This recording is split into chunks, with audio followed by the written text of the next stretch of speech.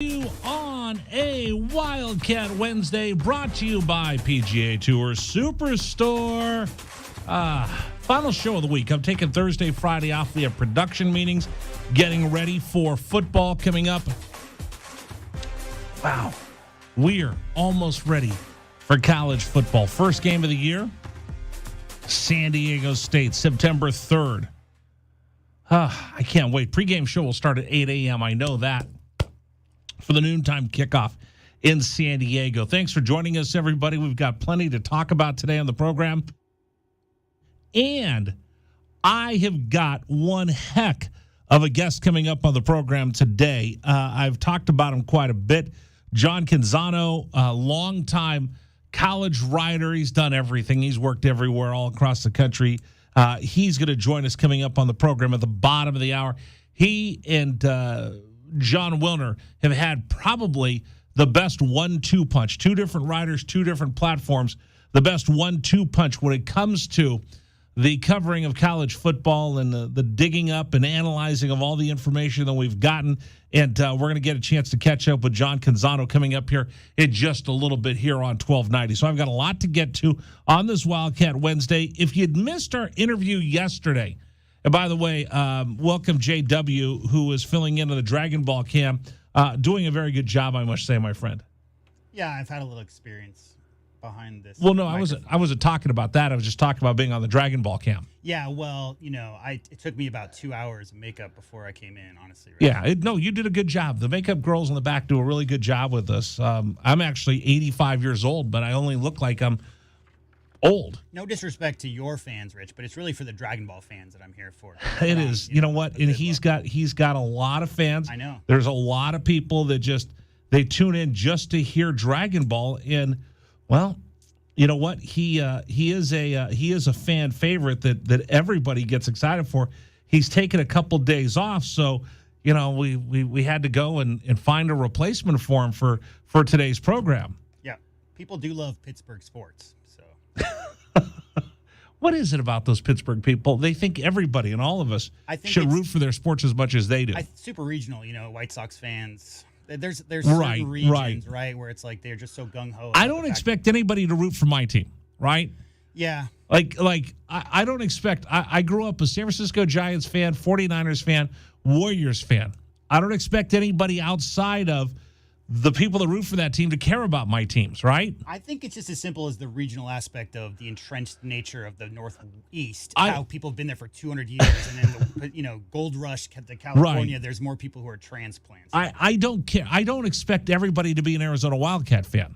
Yeah. Right. Like I rooted. I grew up in Northern California.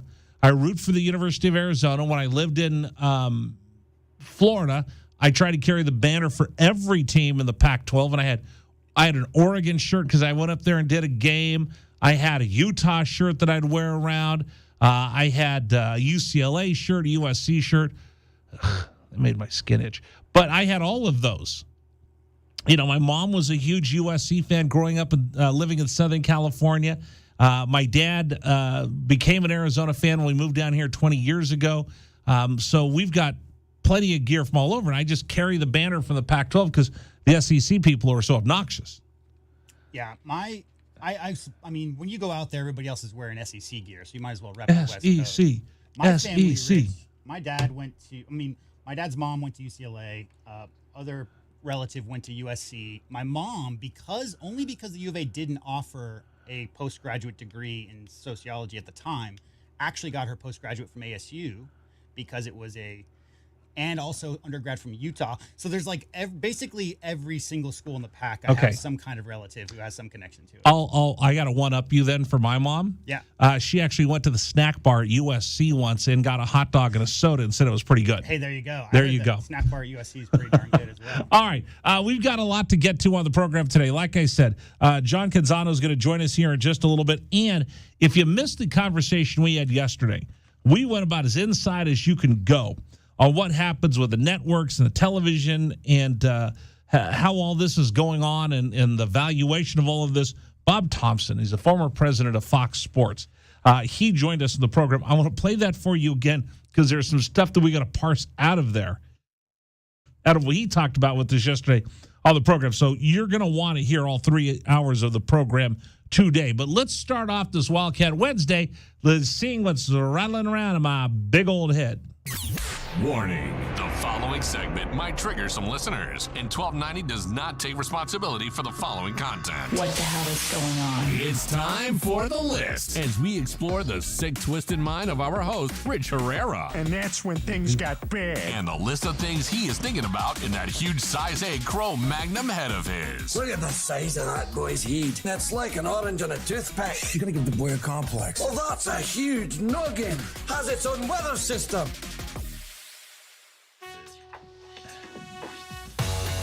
Dragon Ball's really good. He's really good at acting that out. I'm going to have to work on my lip syncing of that open. I'll work on that. Anyway, let's start off with our new text line. You can text the program. You can call the program. They're one and the same now. 520-848-1290. 520-848-1290. The number for you to call and text. And listen, we put a lot of work into this text line, so darn it, you better use it today. I got a text question for you. Just text me this. Hard Knocks started last night. Detroit Lions style. Was it good or bad? Bueno y no bueno. Text the word rich to 520-848-1290. Text the word rich to 520-848-1290. Come on, I need you to be part of this program. I worked my tail off to get this text message line for you. So let's start using it, huh? Not a one-way street. I'm not in this by myself. You're in it with me. We're in this together. So here you go, Tucson.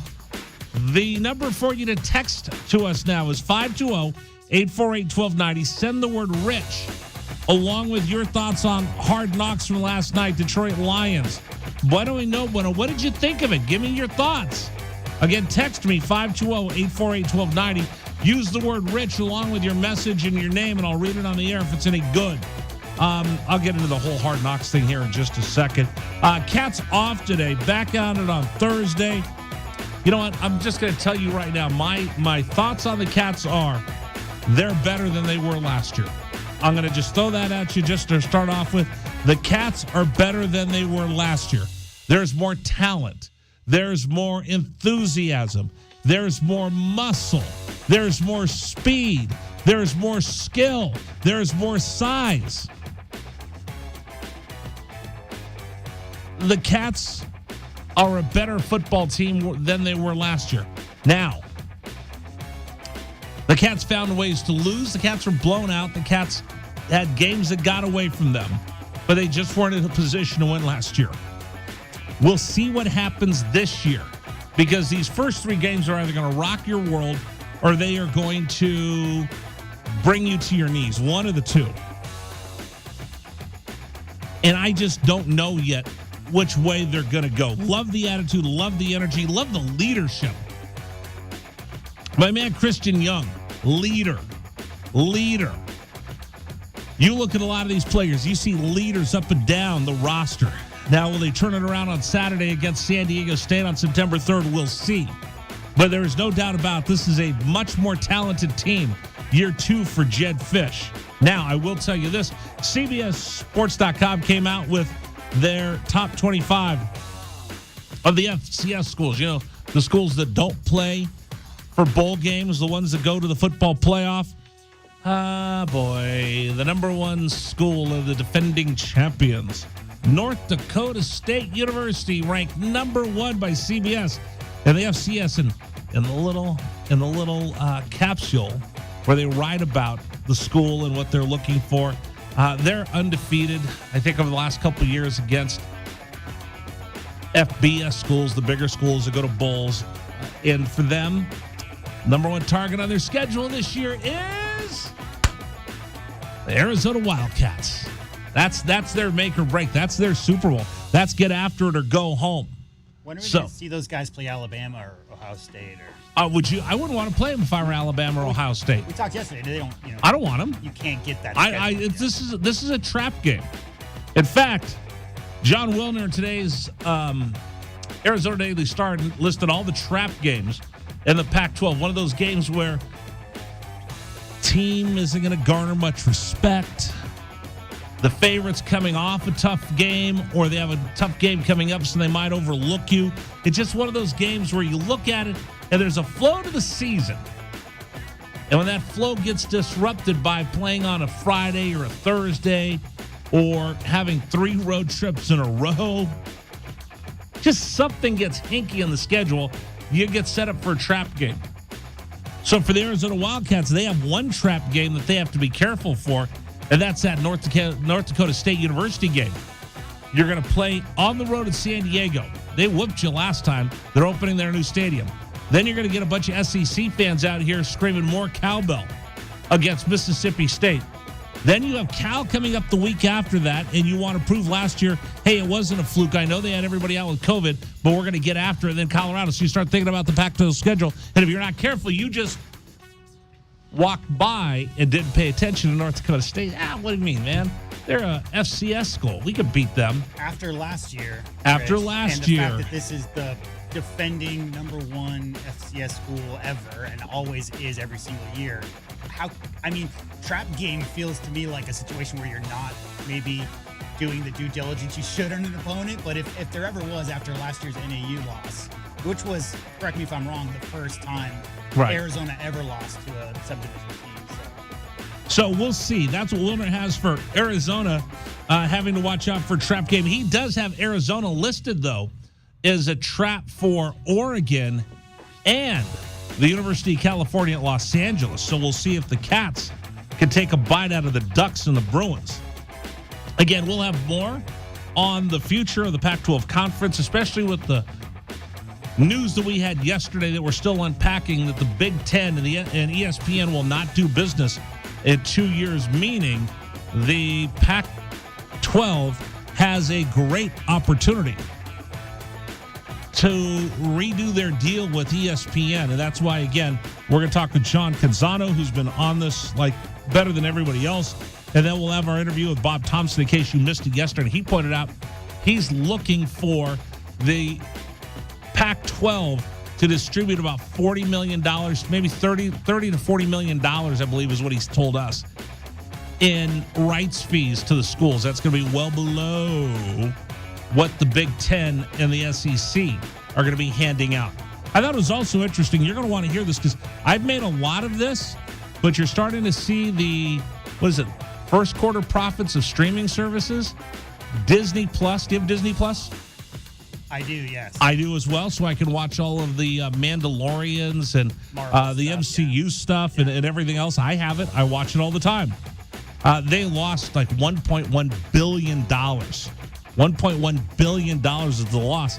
And will you have streaming services throw money hand over fist at the Pac-12? I'm not so sure anymore. Anyway, we'll have that conversation coming up in the next hour in case you missed that. But Canzano's going to come over and he'll give us the latest of what's going on with the Pacific 12 Conference and the demise of the Pac-12 that was greatly over-exaggerated, and then the silly rumors and stupid stories that Arizona State, Utah, and Colorado were bolting. You know, I go on other people's shows, or I get people calling me on the network asking about that. I'm like, that's just a clown story. Total clown story. All right, what else can I tell you about real quick? We're just a few days away from the NFL preseason. We'll have more football at 1290 than anybody else, but Thursday, New York Giants take on the New England Patriots. Friday, we'll see our buddy Stanley Berryhill III in the Atlanta Falcons. They'll take on Detroit, the team that's in Hard Knocks. And then the one game that I want to see, I have to see this, Green Bay taking on San Francisco. How will Trey Lance look for the 49ers? Great news. Adia's home and feeling much, much better. So that's great news that the women's basketball coach who's been in the hospital over the weekend is back feeling better after having a kidney infection. So we're happy to hear that. All right. That's it for what's rattling around in my big old head right now. I was going to tell you how I actually burnt my fingers. It was so hot today when I was getting gas. You know, you put your card and then you got to give them your zip code. So I was putting in my zip code. I'm like, darn, man, I actually burned my finger. Scalded my finger. It was so hot in the sun. That's how you know you live in Arizona. All right, coming up, I do want to talk about Hard Knocks. It was I'm not sure. That's why I need you to text me, 520-848-1290, 520-848-1290. How good was Hard Knocks? Are you going to be into it? It's one of my favorite things of the football season. Hard Knocks leads me into College game day. What did you think of the first episode? Text me, 520-848-1290, 520-848-1290. Text the word Rich to 520-848-1290. Coming up bottom of the hour, the author of The Bald-Faced Truth, John Canzano, longtime football writer. He's our guest coming up the bottom of the hour here at 1290. This is the Rich Herrera Radio Show. Now streaming on Facebook Live and YouTube at Wildcats 1290 and our website, wildcatsradio1290.com. Terry crosses middle, handed to Matherin between the rings. Over for Creasa. Checked by Campbell. High screen from Koloko. Creasa around it, drives right. Throw it for Koloko, who slams it down for two. Lamb set. And the pitch to Susak, driven out towards right field. That is going to get down for a base hit and go all the way to the wall. Casagrande headed for third. They're going to wave him around. He's coming home, and the Wildcats have tied it up.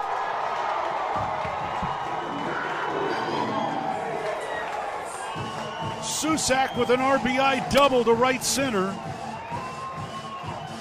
And we're still playing ball. Tied at 16 in the bottom of the 10th. Shot blocked by Koloko, who grabs it out of the air. Ahead to Dalen Terry, Arizona with the ball, minute 30 to go, and a 6-point lead. Juzang working right, drives to the bucket, put up, blocked by Koloko, grabbed by Larson. Arizona ball, 38 seconds left. For Bernard, goes right, blocked by Ballo, grabbed by Matherin. Arizona ball, 22 seconds left. Campbell down for the Bruins, throw it out to Riley. He'll shoot the three, blocked again by Koloko. Ballo grabs it, it's over. Championship to Tucson. Hey, sports fans, it's Rich Herrera. Thank you so much for tuning into our stream. We'll be back in just a bit. Until then, how about some Arizona Wildcat highlights? Fourth down and less than a yard. Trojans will go for it and tie game. Slovis out of the shotgun. Step to his left. Step the handoff into the backfield and drop. No gain, loss on the play. Cats take over. That's a huge play by Arizona. Explosive play in the backfield that time. Shot blocked by Koloko, who grabs it out of the air. Ahead to Dalen Terry, Arizona with the ball, minute 30 to go, and a 6-point lead. Juzang working right, drives to the bucket, put up, blocked by Koloko, grabbed by Larson. Arizona ball, 38 seconds left. For Bernard, goes right, blocked by Ballo, grabbed by Matherin. Arizona ball, 22 seconds left. Campbell down for the Bruins, throw it out to Riley. He'll shoot the three, blocked again by Koloko. Ballo grabs it, it's over. Championship to Tucson. Dalen Terry quickly the other way, out to Tabellas, down the lane to throw it down with the left hand. Look out. The locomotive slams it home. Hey, sports fans, it's Rich Herrera. Show will be back in just a little bit. Thanks for tuning into our stream. Until then, how about some great moments from the University of Arizona Wildcats? Fourth down and 2, Arizona. Down 14-0. Wildcats on fourth down this year are 12 of 20. Offset backfield. Plummer to throw the ball, looking, throwing towards the back of the end zone, and it's caught. Touchdown, Arizona. Oh, did they need that? My goodness. Booby Curry had to leap in the air to take the ball over the top of the defender, and the Cats are on the board. ASU with the ball, down by 11, so they have to go. Steal by Koloko. He's going to drive the other way and slam it home, and foul by Lawrence. Why Lawrence contested the big man, Christian Koloko, with defensive steal and flush. Lawrence picks up his third foul. Big guys love to play point guard. Koloko looked like what, driving down that was from mid-court. 3-point lead again for TCU. Down to 30 seconds left. Matherin with the ball for the Wildcats. Matherin around a Koloko screen, picked up by Lampkin. Go outside for Koloko, feed it to Terry, right corner. Terry can't go baseline, circles back out top to Matherin. 10 to shoot, 16 left in the ballgame. Matherin, 3 balls straight away, good! That's We're tied. Huge shot for Ben Matherin in Arizona. Timeout TCU. This ball game is knotted up. 12.6 seconds to go. Ben Matherin drains a deep 3 from straight away. He's got 24 points, and we're all even. Hey, sports fans, this is Rich Herrera. Thanks so much for tuning into our stream. Back in just a bit. Until then, how about some highlights from the University of Arizona? McLeod's going to line up under center. Wiley, the running back. Receiver either side. 2 tight ends. Oregon, 5-man front. They shift. Play fake, rolling right. McLeod looking to throw. Going deep. Down, trying to find Berrios. Makes the catch inside the 25-yard line. Still loose inside the 15. First down, Arizona. What a play by McLeod. He was smacked, but he had the presence of mind to know where Berryhill was. He threw the ball. He underthrew the ball, and Berryhill was looking back at it and made a great play on the ball. An amazing play by Jordan McLeod. Brown will take the snap a yard deep in the end zone. Straight back to throw. Has some time. Steps out in the pocket. The Wildcats have got him for a safety. Second safety Arizona has recorded this season. It's a 24-12 ball game, and the Cats will get the ball. That's big Fully time. on the field is a safety. Yes. That's big time by Arizona. Celebrate the tradition of the Arizona Wildcats on Wildcats Radio 1290. All right, we got to be quick in this segment. Today's Wildcat Wednesday brought to you by PGA Tour Superstore. Don't forget, we'll have our our Tucson Golf Show coming up on Saturday, 8 a.m. Jesse Crow and I talk Southern Arizona golf. It's all brought to you by PGA Tour Superstore. Hard Knocks last night. You know, I don't really watch much on HBO or Showtime. I don't even know why I have it, honestly.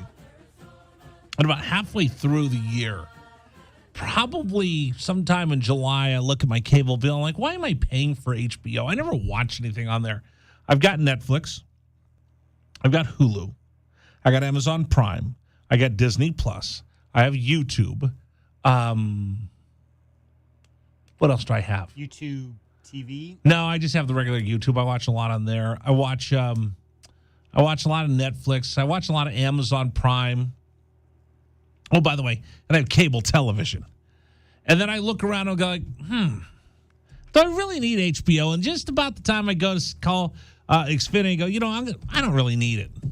Because I have Xfinity because I think they're the only ones around that carry Pac-12 Network. So that's why I have Xfinity. But I get ready to cancel. I go, oh, darn, you know what? Hard Knocks. For the month and a half or month or however many episodes they do of Hard Knocks, I keep HBO year-round just because of that program. So I get excited when it starts. I don't know about you, but it's that build-up that I got to start working on my fantasy football team. You want to play fantasy football this year, JW? Sure. I'm an expert, though. You better watch out. Are you? No. Okay, good. We'll play for gift cards. Okay. Like, everybody throws in like a $20 gift card to a restaurant. Yeah. No, Me, you, great. Dragon Ball. And that way when we beat Dragon Ball, we can lord it over his head. You know who surprisingly has been playing fantasy as long as I've known him? Who's that? Josh. Yeah, he's a shark. Yeah. Yeah. Analytics. Yeah, he's a shark. So anyway, it tells me it's time to start getting ready for my fantasy football league. So as I think about this, I got all excited. I recorded it so I can watch it again and again and again. And there's something I usually will pick up for the show. This one, meh. The best way for me to describe Hard Knocks yesterday was meh. I got excited. I sat there. I watched it. In fact, I don't know what I was doing. I kind of waited for it to be over. Then I could just watch it again and go, wait a minute. Stupid, it's HBO. There's no commercials to fast forward through. So I watched it, and a couple things. I like Dan Campbell, the head coach of the Lions. Always have, always will. Like his coaches. That was great. Hutchinson, their number one pick, the kid who came out of Michigan. Boy, congratulations. You're the number 2 pick in the NFL draft. And your reward for all that work is you get to play for the Lions. I don't know if I like him or not. He's a little cocky, a little arrogant. They showed him singing Billie Jean last night. That was good. But the thing that I came away thinking about, I feel bad for Jared Goff. Right. The one-time glamour boy Los Angeles Rams quarterback. led them to the Super Bowl where they lost. He's the toasted Tinseltown. And then all of a sudden, Sean McVay dumps him for an aging Matthew Stafford. And you go from Hollywood, running around nightclubs, beach, and you get sent to Detroit. And to add insult to injury, you watch Matthew Stafford with his goofy AT&T commercials with what's her name? What's the? I couldn't tell you. Everybody loves her. She's like America's sweetheart. There's so many America's sweethearts. No. Well, I don't know that I've even seen these commercials, honestly. Okay, you don't watch the same channels I do. That. The AT&T commercial, you see him where he goes, "Is it okay with one person and you dump him, and you still love the other one?" Anyway, yeah, that one I've seen. Yeah. See, he's on those commercials, and you got to watch that if you're a Jared Goff. And then finally, you get a little bit of national love after being gone for it seems like an eternity. And you finally get on HBO, and you're just an afterthought. They showed him a couple times. Once during Hutchinson singing Billie Jean, and in the team meeting sitting in the front row by himself. Then they showed him saying hi to Hutchinson's dad, and that's it. I actually feel bad for this guy. You want to talk about you were the toast of the town in L.A., and NFL Network was all over you. ESPN, Fox, CBS, everybody was talking about how great you are.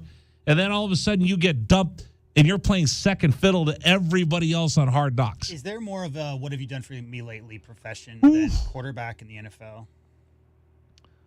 You go from the Rams to the Lions. They're sending me to Detroit. Anyway, tell me what you think. If you saw it last night, I went, meh. It was okay. Got a text message again. Text Rich 520-848-1290 520-848-1290. Rich, I didn't even know the Lions were the focus. I think that Hard Knocks has run its course. I hope not. Nobody wants to do Hard Knocks. Nobody wants to be on the show. I will tell you that. Let me see. Where else am I going to go? Rich, muy bueno. You liked Hard Knocks last night. All right, I like that. Give me some more thoughts. I, again, came away going, meh. It was just okay. I'll watch it again and again and again and again because I always do. But, Doesn't it feel like the drama that played out 8-10 years ago when that started is taking place in the Twitter sphere and other places among these athletes? Like that drama, that fixated people would tune in just to see maybe some of the stuff in the locker room that you didn't get to see. I tuned in because I thought the most interesting thing was when guys were getting cut. Yeah. When guys are getting cut, real life, fighting for a job. I thought that part, it personalizes that it's not glory because everybody that's in camp, most of them are going to get cut. Oh, yeah. So I thought that, I think that's one of the reasons why it's so compelling. Anyway, text me, Rich, to 520-848-1290, 520-848-1290. Text the word Rich. Tell me what you thought of Hard Knocks. Coming up next, John Canzano, the author of The Bald-Faced Truth, longtime Pac-12 writer, has gone out on his own. He has his own independent platform. He's been all over Pac-12 realignment. He joins us next here on 1290. This is the Rich Herrera Radio Show. Now streaming on Facebook Live and YouTube at Wildcats 1290 and our website, wildcatsradio1290.com. Terry crosses middle, handed to Matherin between the rings. Over for Creasa. Checked by Campbell. High screen from Koloko. Creasa around it, drives right. Throw it for Koloko, who slams it down for two. Lamb set. And the pitch to Susak, driven out towards right field. That is going to get down for a base hit and go all the way to the wall. Casagrande headed for third. They're going to wave him around. He's coming home, and the Wildcats have tied it up.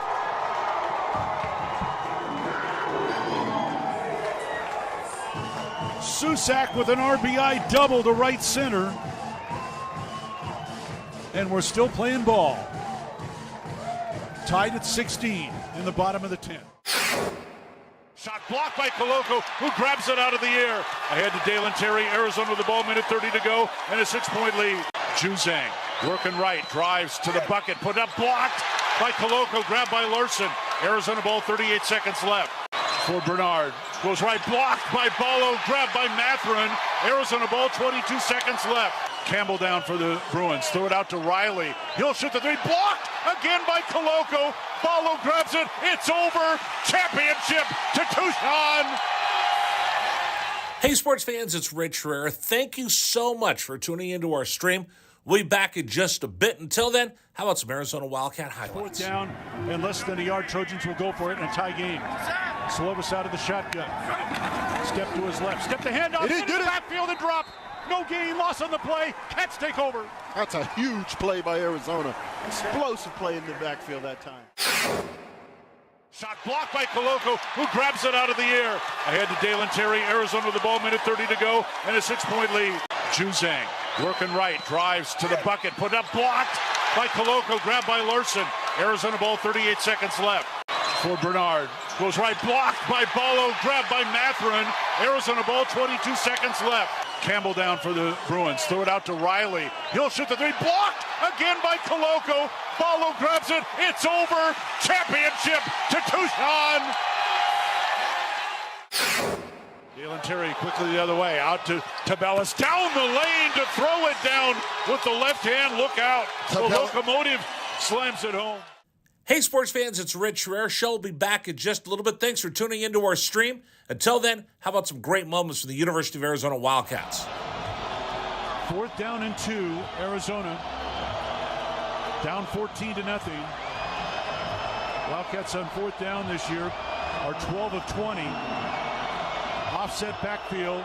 Plummer to throw the ball, looking, throwing towards the back of the end zone, and it's caught! Touchdown, Arizona! Oh, did they need that? My goodness, Booby Curry had to leap in the air to take the ball over the top of the defender, and the Cats are on the board. ASU with the ball, down by 11, 3 have to go. Steal by Koloko. He's going to drive the other way and slam it home, and foul by Lawrence. Why Lawrence contested the big man, Christian Koloko, with defensive steal and flush. Lawrence picks up his 3rd foul.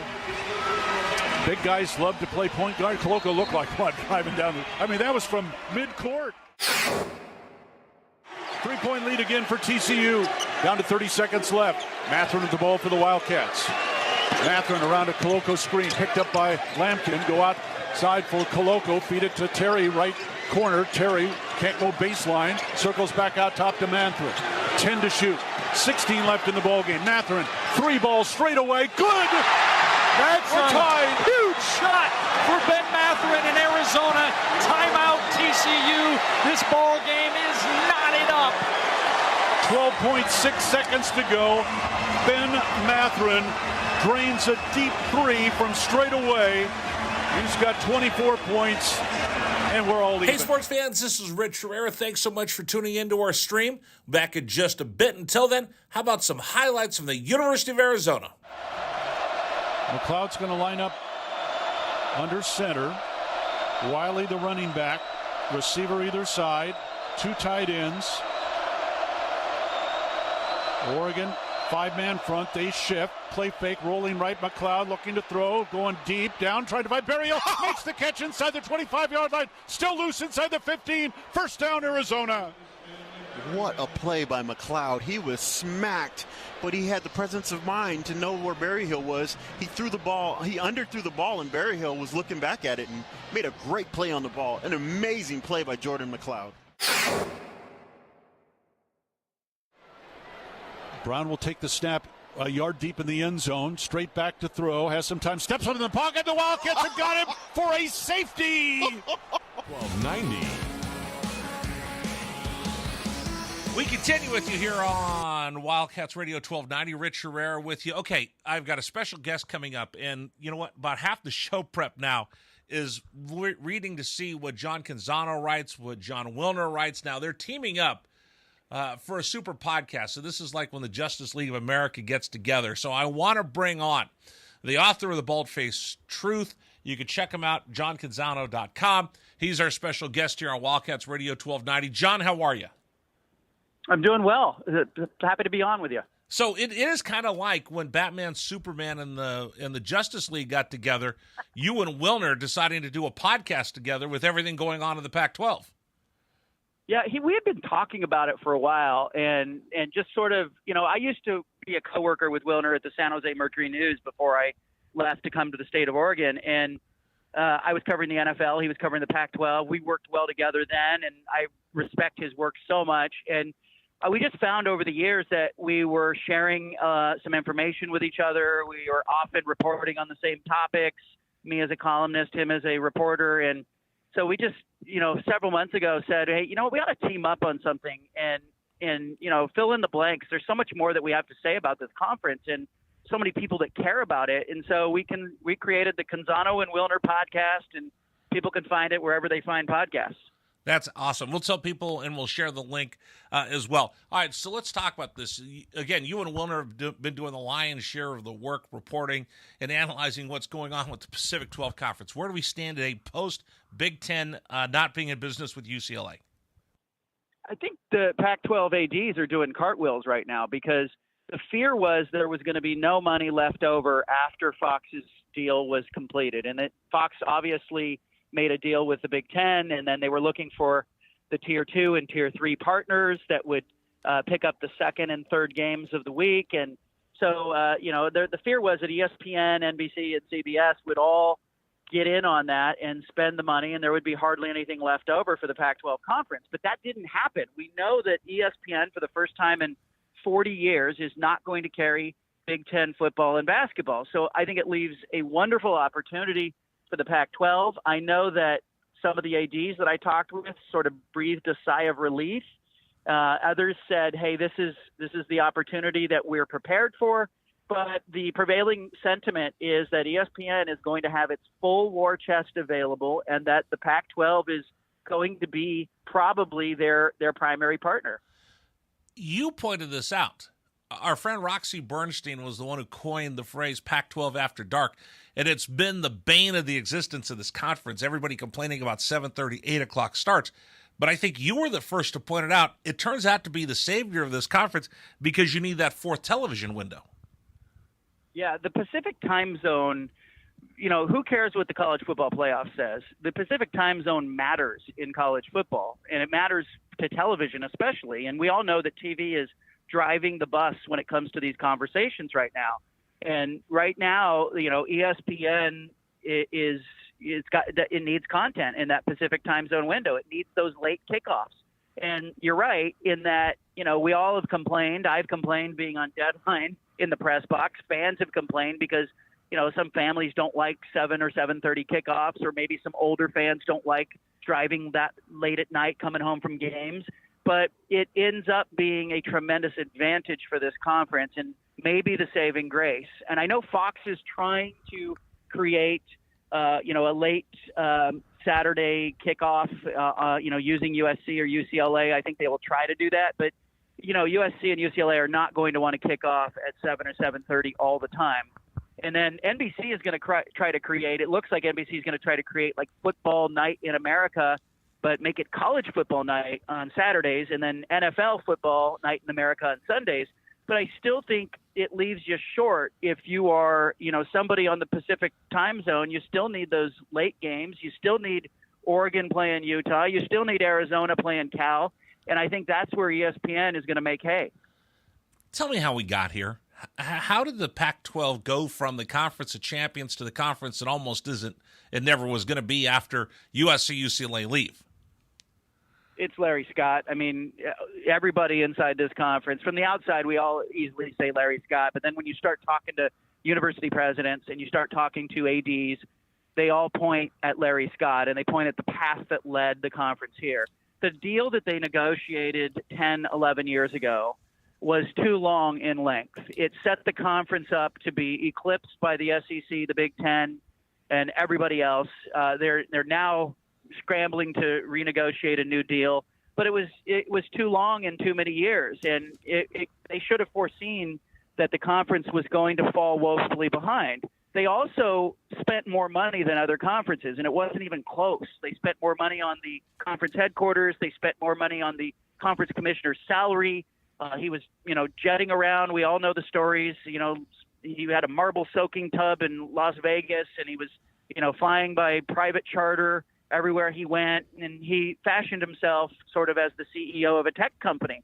But, what that ultimately meant is that Arizona State, Oregon State, and the rest of the Pac-12 members were getting less money. And I think ultimately that caught up to this conference. They were not able to fund USC and UCLA in a way that made them happy. And I think they started looking around. Should we have seen the writing on the wall with the Trojans and the Bruins?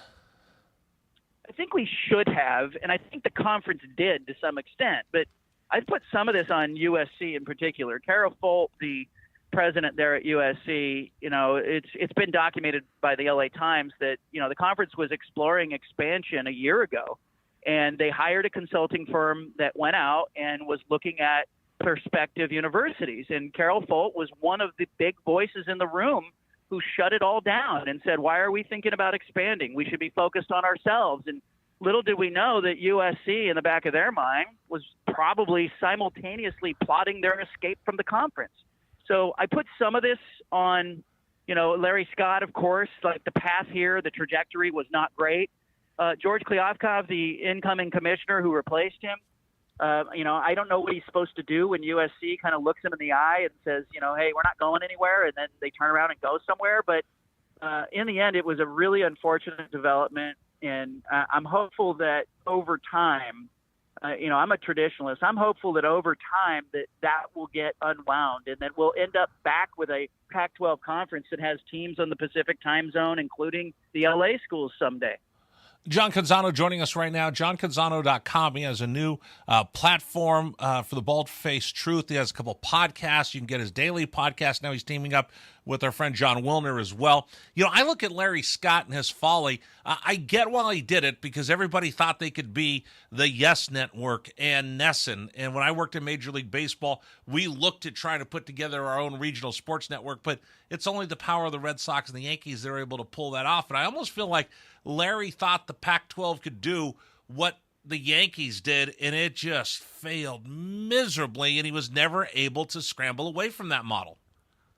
Yeah, the distribution was a massive problem. Like, we all couldn't get it, right? We struggled to get it. I believe it was only in about 17 or 18 million households at its height. It was embarrassing on a number of fronts when, the Pac-12 tournament was being held in Vegas, and you would go into your hotel room, you're covering the Pac-12 tournament. It was happening right there in Vegas, and you couldn't get the Pac-12 network on your television. I mean, the distribution was a massive problem. But we would have went along with the distribution, and we would have accepted it had the money been better. The problem is that the money was bad too. So it wasn't monetized in the way that it should have been. They sold the rights to Dish at a number that created a problem for them, because then if they went out and shopped it to Apple and others, they would have had to give money back to Dish. It was just a mess from the beginning. And it continues to be. And I think it's going to be an interesting facet of what happens next for the conference, because the prevailing thought is that ESPN is going to want all of that content that was on the Pac-12 network. Everything that we saw there, that ESPN is probably going to covet that for ESPN+. They've raised their rates on ESPN+. They need content in a bad way.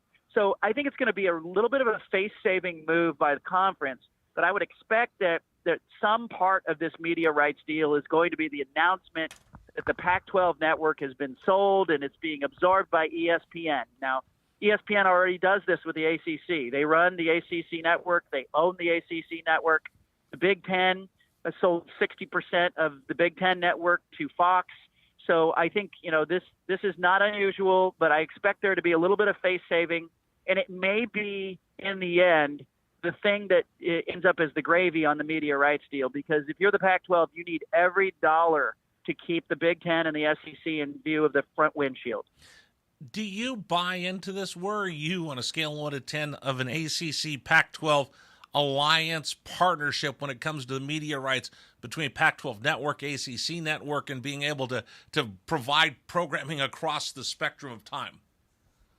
I'm about 85% sure that that's going to happen in some form or fashion. I had 2 Pac-12 presidents tell me they were exploring that partnership with the ACC. I've had ADs inside the conference, multiple ADs who have reached out to me and said, you're accurate with your ACC stuff. And So when I reported that at first, there was some pushback. People said, why would the ACC want to do that? But it's not really the ACC that's driving that conversation. It's ESPN. ESPN has the rights for the ACC games. It has the ACC network, and it has restless members in that conference. Clemson is restless. Florida State is restless. Miami is restless. They're all looking and going, hey, we could be getting double what we're getting right now if we were on the open market. And so I think what happens here, those rights are not up until 2036. So I think what happens here is ESPN, I think, is going to use the Pac-12 to solve its ACC problem.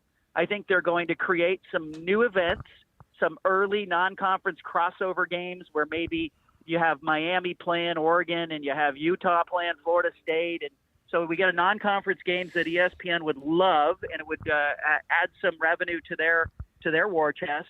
But I also think you have a possibility that you're going to see conference championship week no longer be a Pac-12 versus Pac-12 thing. I think it could end up being the Pac-12 champion playing the ACC champion in the regular season, and number 2 playing number 2, and number 3 playing number 3. I think those games could be slotted for Vegas, and I think ESPN could turn that into new money because it's a new event. I also think you could see some crossover games in men's basketball. How about, Duke against Arizona? How about Oregon playing against Georgia Tech? I mean, there are some real opportunities, given that ESPN is not going to have Big Ten basketball. There's some real opportunities in that basketball space, too, to create some early season events, much in the way that ESPN created the Phil Knight Invitational. I think that ESPN could create some crossover matchups that would bring large audience, and it would allow it to sprinkle some new money over the ACC and keep them happy. John, where do you think we are with expansion plans right now? I worked at the Fan in San Diego, ran the radio station down there. I know everybody I talked to in San Diego is clamoring, this is our chance to get San Diego State in the Pac-12 after all these years. Where do you think we are? I think that that's a real possibility. I think that if the LA schools are both really gone, and I think that's the first bridge that the Pac-12 is going to cross. They're going to, I think, give UCLA an opportunity to have some second thoughts here. It's a really interesting dynamic with the regents in the state of California pushing back a little bit, causing some noise there. I don't think they could really stop UCLA from going, but I asked George Kliavkoff if he had asked media partners to create valuations that included UCLA, meaning when they go to put their rights on the open market, will they include or will they ask the networks to give them some numbers that involve UCLA staying in the conference? I think the reason they're going to do that is I think they're going to go back to UCLA. I think it's a wise move to do so. I think they're going to go back to them and they're going to say, look, here's the number we can get you to, and we're going to offer some additional incentives. Unequal revenue sharing. If you make the playoff, you get a larger share of that windfall. If your teams make the NCAA tournament in basketball, you're going to get those units to keep for yourself. You won't have to split them with others. And I just wonder in the end if UCLA will have second thoughts about leaving the conference if the Pac-12 can get them up above maybe $65 million with an annual distribution figure. So I think that's the first bridge. If they don't end up having a UCLA reverse course, and I do think that's unlikely, I give that like a 5% chance of being successful, then I think you turn to San Diego State. And I think you try to get back into Southern California, 1.1 million television households in the San Diego footprint.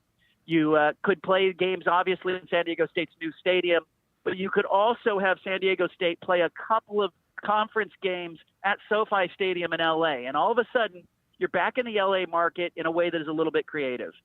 And remember, San Diego State had to play up in Los Angeles the last 2 years while they're waiting for their new stadium, so that's not out of the realm of possibilities. They've already done that before. You and I are both Bay Area guys. In fact, I love the column you had the other day about your very first press pass. Folks, it's a reason to go to johncanzano.com. It was a great, great story. But you also worked around the country, right? You've been in other markets and you've been away from the Pac-12 during your career. Yeah, I covered the Big Ten as a beat reporter. I covered Indiana and Purdue. I covered IU basketball and Purdue football. Drew Brees was the quarterback at Purdue at the time. I also was a beat reporter who covered Notre Dame. And, I lived in Tallahassee, covered Florida State, and obviously I covered Jerry Tarkanian. And, the NFL in the Bay Area and Major League Baseball. But, I think one of the things that I found in traveling around the country at that time was, I grew up in the Pacific time zone, and I thought college football was big in our time zone, right? Just growing up. But it was such an eye-opener to see a typical Saturday in the Big Ten where Wisconsin was playing or Purdue was playing, or, even seeing Ohio State for the first time and realizing like the power and influence of generational fan bases and the money that they bring into college football, not just by showing up to the stadium, but by turning on their televisions on college football Saturdays. I lived down in Florida, so I worked in Miami and Tampa, and I was lucky enough to travel the country for 10 years as a sideline reporter doing national games and been to just about every stadium in America. One of the things that I get caught up in sometimes and feel a little inferior as a West Coast football fan is it's just a different way of life at Notre Dame, a different way of life at Florida, Florida State, Miami, and I don't know if we can ever capture that on the West Coast for whatever reason. Do we need to worry about that, or should we just say, this is who we are, this is what we do us, you do you, and we'll just go ahead and go forth and stop worrying about whether the East Coast is watching us or we fill the stadium the way they do up at the Big House or the Horseshoe? There's a couple things there because, even before the pandemic, everybody was struggling at the stadium. Even the SEC had its worst attendance trend in several years. Greg Sankey, the SEC commissioner, I talked to him about it, and he said, look, we are amid a cultural shift with the way people go to the stadium, and the SEC was suffering. The Big Ten had an attendance decline. The Pac-12 was way down. Everybody was trending down. It was the competition from the television in your living room that was causing that, and it was some resistance from the market to go to the stadium and go to games that were kicking off later than expected, and families are busier than ever with youth sports becoming this cottage industry where, your Saturdays are taken up traveling and playing travel ball and other things. So I think that was already at play before the pandemic. And so I think the trend we're going to see, and the trend I am definitely seeing in the Pac-12 is, the stadiums, they're no longer talking about expansion just about everywhere except Utah, where they had a wait list for tickets, right? But Oregon State is redoing the west side of Reser Stadium, and they're taking seats out, and they're going with more premium seats and loge seating. And so I think they've recognized that downsizing the stadiums, I think you're going to see that nationally. I don't think you're going to see the days of people building larger stadiums or expanding. I think those are over. The other thing is that whole East Coast bias, ESPN played a huge role in that. And ESPN is now possibly going to be in bed with the Pac-12 conference, or likely to be in bed with it. So I wonder if the East Coast bias thing is going to be a thing of the past. I wonder if we're going to get some West Coast bias and ESPN banging the drum for the Pac-12 once they become partners with them. That's a great point. It's funny that you talk about the stadiums. When I worked for the Tampa Bay Rays and we were working on building stadiums, the one thing that I learned working in the front office is the most expensive seats to build in a stadium bring in the least amount of revenue. So I'm right there with you. We're going to get more boutique stadiums in the future instead of 50, 60, 70,000 seat coliseums. Okay, real quick, before we let you go, tell me about the platform, johncanzano.com. You've been a successful reporter, and like I said, you've worked at all these papers around the country, but you've got this exciting new platform. What made you think, hey, I'm going to go out on my own, I'm going to have my own subscription service, I'm going to get in the digital space because I've enjoyed all of your work? Yeah, I had been thinking about it for a while, and I think the pandemic, no doubt, played a role in my, shifting my mindset. But I had started a weekly newsletter a couple of years ago, and I was using it essentially to promote the work that I was doing for the newspaper and just linking to columns that I wrote and adding a few paragraphs of thought. And what I saw was that subscriber base to that newsletter was just swelling, and more people were signing on to subscribe. And so I had been thinking for a while about going out on my own, going rogue. And, traditionally, my passion is with college football, college basketball, a little bit of NFL, Major League Baseball. My dad was a professional baseball player, so I love that game too. But, some other things that I was being sent to cover, I didn't enjoy, and my heart wasn't in that. And so I finally decided, obviously I've got a statewide radio show in Oregon, so it created a luxury where, this wasn't all I had, but I just decided I wanted to go out on my own. And I was blown away because I started johncanzano.com, and, there's free subscriptions, there's paid subscriptions. I tell people, do what you want to do. But if you want sourced, in-depth, quality reporting and analysis, you go there, because I'm going to share with you what the ADs or presidents are saying and what's really going on. There's a whole bunch of message board sitting in the basement somewhere, unsourced, don't know what they're talking about, just sharing things and spitballing. And it's just, we all know we're in this era where there are fewer and fewer real journalists doing work. And so I appreciate those around the country, and especially in the Pac-12 conference, that are doing real work. And, I just wanted to share that with people. And I've been blown away by the response. And so I'll just tell your listeners, if you want to check it out, just go to johncanzano.com, get a free subscription, get a paid subscription, whatever works for you. And, I'm posting every day, and I'm having a blast with it.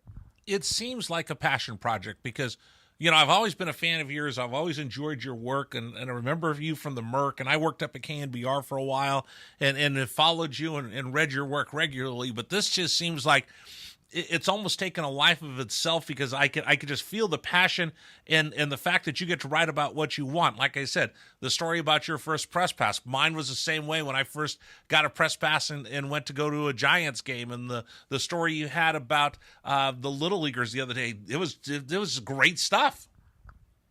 When I feel moved to write about something, I sit down and I write about it now. And it's interesting because, I've got a travel budget, and I'm going to be, I'll be at the Oregon-Georgia game. I'll be at some other Pac-12 games. I'm still traveling, but I'm going where I want to go now.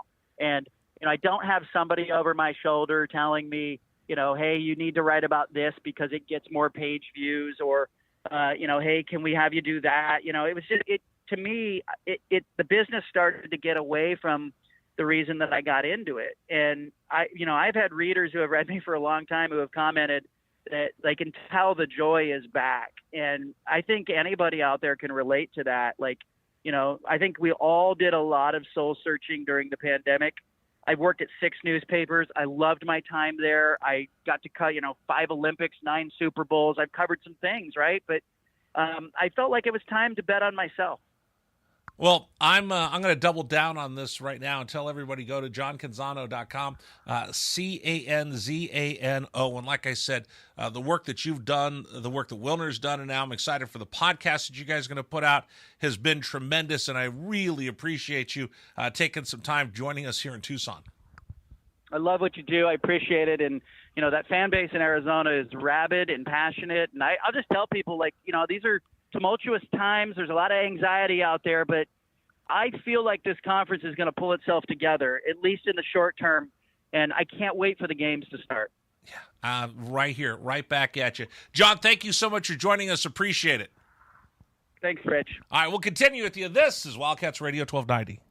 This is the Rich Herrera Radio Show. Now streaming on Facebook Live and YouTube at Wildcats 1290 and our website, wildcatsradio1290.com. Terry crosses middle, handed to Matherin between the rings.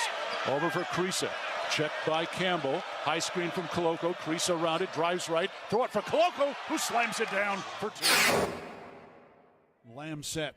And the pitch to Susak, driven out towards right field. That is going to get down for a base hit and go all the way to the wall. Casagrande headed for third. They're going to wave him around. He's coming home, and the Wildcats have tied it up.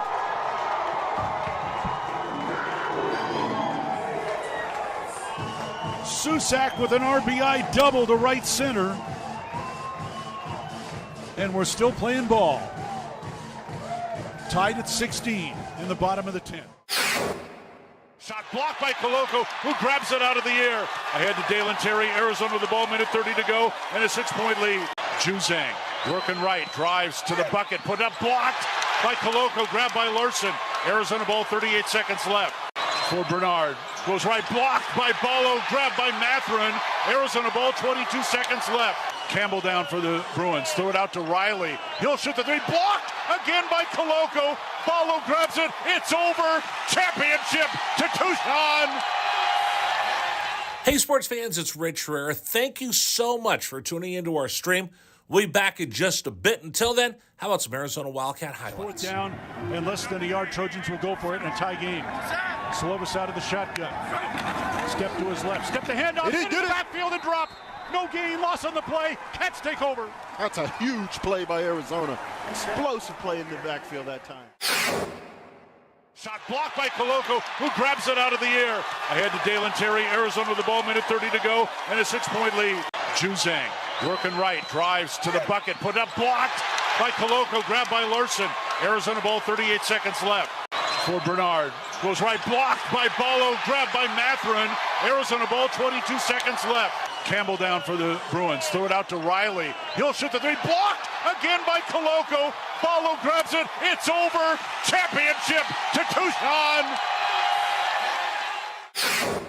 Dalen Terry quickly the other way. Out to Tabellas. Down the lane to throw it down with the left hand. Look out. The locomotive slams it home. Hey, sports fans, it's Rich Herrera. Show will be back in just a little bit. Thanks for tuning into our stream. Until then, how about some great moments from the University of Arizona Wildcats? Fourth down and 2, Arizona. Down 14-0. Wildcats on fourth down this year are 12 of 20. Offset backfield. Plummer to throw the ball, looking, throwing towards the back of the end zone, and it's caught. Touchdown, Arizona. Oh, did they need that? My goodness. Booby Curry had to leap in the air to take the ball over the top of the defender, and the Cats are on the board. ASU with the ball. Down by 11, so they have to go. Steal by Koloko. He's going to drive the other way and slam it home, and foul by Lawrence. Why Lawrence contested the big man, Christian Koloko, with defensive steal and flush. Lawrence picks up his third foul. Big guys love to play point guard. Koloko looked like what, driving down that was from midcourt. 3-point lead again for TCU. Down to 30 seconds left. Matherin with the ball for the Wildcats. Matherin around a Koloko screen, picked up by Lampkin. Go outside for Koloko. Feed it to Terry, right corner. Terry can't go baseline. Circles back out top to Matherin. 10 to shoot. 16 left in the ballgame. Matherin, 3 balls straight away. Good! That's We're tied. a huge shot for Ben Matherin in Arizona. Timeout TCU. This ball game is knotted up.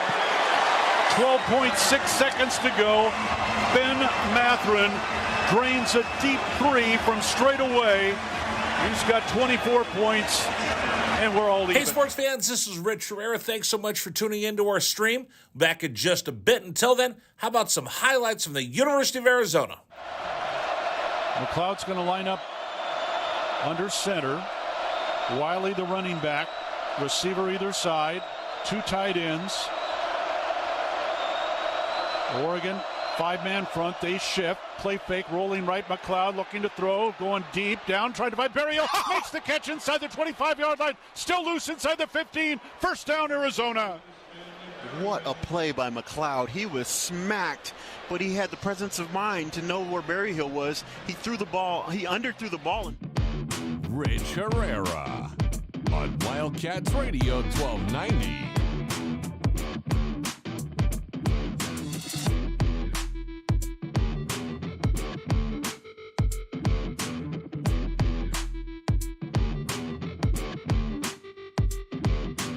Rich Herrera Radio Show with you here on Wildcats Radio 1290. I'm Rich Herrera. Dragon Ball off this week, so JW is taking his place. Our thanks to John Canzano for joining us here from the Bald-Faced Truth. Again, he and Wilner are really the guys that have done the best work. The best work when it comes to Pac-12 realignment, what's going on with the television networks. They've been talking to athletic directors. Their reporting has been the best in the country from a Pac-12 perspective. And you can see, there's a couple guys that work for CBSSports.com. They're kind of homing for the Big Ten and the Big 12, but just trying to unpack everything from a Pac-12 perspective. Nobody's better than Wilner and Canzano. And Wilner, you can you can read in the Arizona Daily Star. And then John's got his own platform, johncanzano.com. And we're going to try to get him on a couple times during the year. And that podcast they just subscribed to, that he and Wilner are doing, and they just did their introductory ones, about 7 minutes. So I can't wait for them to start pumping out a regular podcast. So let me unpack a lot of this for you, Wildcat fans. And again, I have a text question of the day. Hard Knocks started yesterday. You love it? You hate it? Meh is what I thought of it. Tell me what you thought of it. You can send me a text, the word rich. Text the word rich along with your message to 520-848-1290, 520-848-1290. Listen, I'm telling you, we spent a lot of money. I mean, literally millions and millions and millions and millions and millions of man hour and power and everything else has been put together for you just to be able to pick up your phone and send me a text. Use it. Use it. Number for you to text into the program or call if you wish. I'd rather you just text than talking to you. But does anybody talk anymore on the phone? I don't. Do you? I call you and you never pick up. What I'm saying is, like, do you make a conscious choice to call your loved ones? I call. I always call. Yeah. And then people send me back a text message and I feel bad. Like, do you not like me enough to pick up the phone and talk to me? If it's important, I talk to people on the phone. But generally, so most of our conversations over text message. No. If it's like pick up some milk at the grocery store, it doesn't need to be a call type of thing. If it's your significant other and you say, "Can you pick me up some milk?" And by the way, I love you. Yeah, well, that's just implied, I think. But no, you're supposed to say it that way. You can have Saturdays off to watch football. I do say it on a very regular basis. Okay, just want to make sure. No, I'm not talking about you. I mean, it's implied. Just in general. I mean, it's implied by the act of me stopping to get the milk is the show of the love. No. Listen, I've been married for a long time. How long? Wait, I don't want to put you on the spot. You'll get in trouble with your wife. No. I asked her the other day to count it off for me. So it's been 24 years, 23 years. We're going to 25. I don't know if she's going to renew my lease. I get worried because she's getting telephone calls about the warranties about to expire on me. So, no. You have to say it overtly as much as you possibly can. The reason you do that is whoever you are, whether you're a man, woman, whatever, you're going to do stupid things with your significant other. You just are. It's just a way of life. So she knows I'm an idiot. She knows I do stupid things all the time. So I need to build up as much goodwill as I possibly can by saying it more than others, just because that makes up for, honey, I can't do anything this weekend. I can't go to your niece's wedding because there's a football game. Yeah, there's a lot of give and take there, definitely. Oh no, it's all take from me. I don't know what she gets in the whole thing. She doesn't get much out of it other than this, which is, kind of sexy. But I know somebody just threw up in their mouth. But anyway, I try to say it as much as I can. Just because she's pretty good. She doesn't believe in Hallmark holidays. Valentine's Day, not a big deal for her. We usually go to Hooters that day. She'd appreciate a card sent for no reason more than something on a holiday that I'm supposed to do something for her. Yeah, for sure. Yeah, I'll tell you what. My father taught me that. So for anybody in a new relationship or even in a relationship, I'm just going to give you some advice.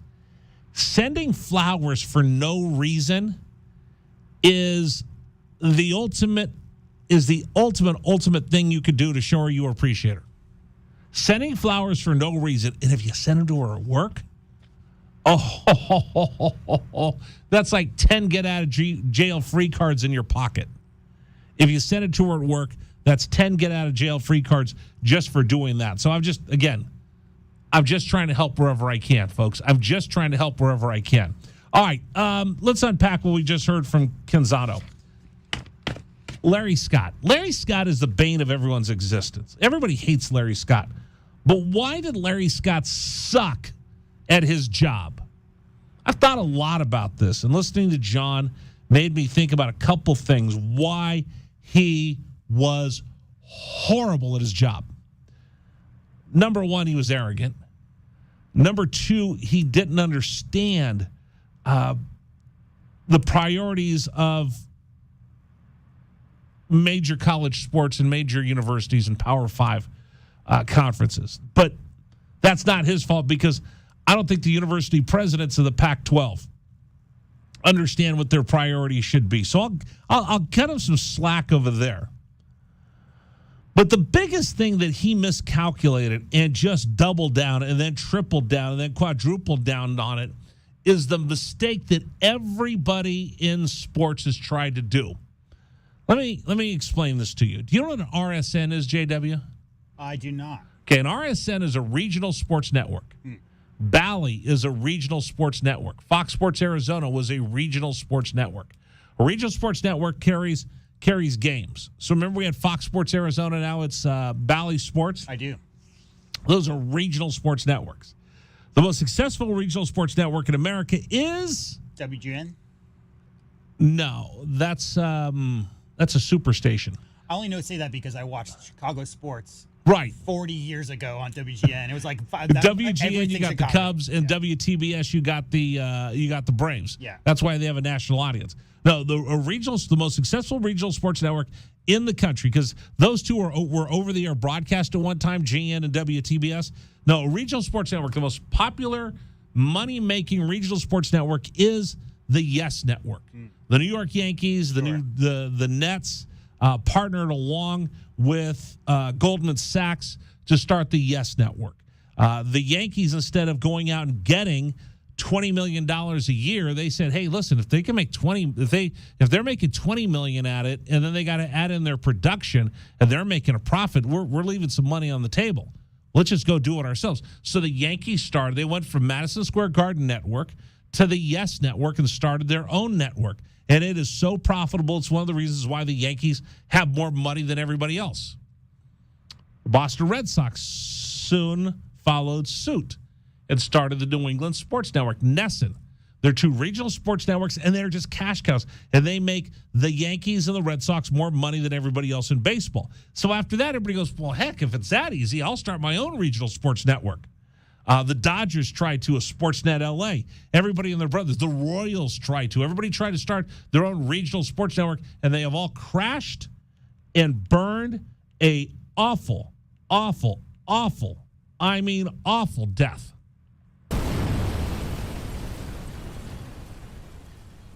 They didn't work. But about the same time Yes Network is the model and everybody's chasing it, and Larry Scott comes waltzing into the Pac-12 offices from the Women's Tennis Association. They go, I could build this for you. So here's what happened. Here's why the Pac-12 and Larry Scott were just a disaster. The Pac-12 wanted to have an influx of money, and they saw that business model that the Yankees and the Red Sox had, and they said, let's do that. So he decided to start Pac-12 Network.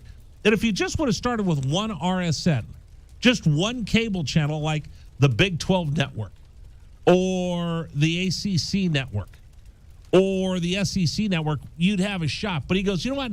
I'm going to do a regional sports network. Then I'm going to do a cable TV channel. And then I'm going to have 6 regional sports networks. Pac-12 Arizona, Pac-12 LA, Pac-12 Bay Area, Pac-12 Mountain, Pac-12 Oregon, Pac-12 Washington. But what we figured out is none of that works. Do you know that he was paid 2 salaries? He was paid a salary to be the commissioner of the Pac-12, and then he had a separate company that he started with Pac-12 Network, and he got double paid because he was the CEO of this Pac-12 media company that he started, and then he was drawing a second paycheck as a commissioner of the Pac-12. Well, he tried to convert this conference into a media conglomerate, and if he could have done what the Yankees did or the Red Sox did, everybody would have said he was a genius if he could bring in $100 million per school by becoming a multimedia company. By becoming MLB Network or NFL Network, or NBA TV doesn't do that, but MLB Network and NFL Network are pretty successful, along with Major League Baseball, Advanced Media, NFL.com. They make a ton of money for their league. And he calculated that he could try to do that, but he doesn't have enough programming. He doesn't have enough content. So when this thing starts going south and he can't get distribution, he just is so arrogant he can't get out of his own way. That's really the crime of Larry Scott, is that he was so arrogant, and he was so he was arrogance, I guess, is the best way to put it. That instead of worrying about getting teams into the college football playoffs, getting teams into the Final Four, he was worried about everything else under the sun. And, the crassness of worrying about college football, that's what those people down in the South do. No, we'll be more high-minded than that and make sure we win as much of the Sears Cup or the IMG Cup or whatever the world they call it now. We'll worry about all the other sports. And you know what? I'm going to have this big media conglomerate, and that's why we'll be so successful. And as they took their eye off the ball, everything just crashed and burned.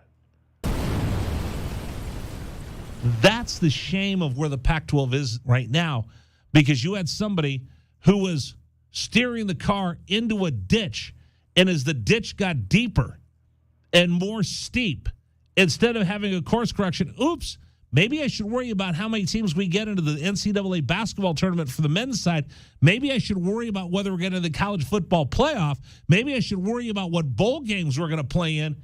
He just take that car and just kept driving it straight into the ditch, and the thing just absolutely imploded as the Bruins and the Trojans walk out because he drove this thing into a ditch.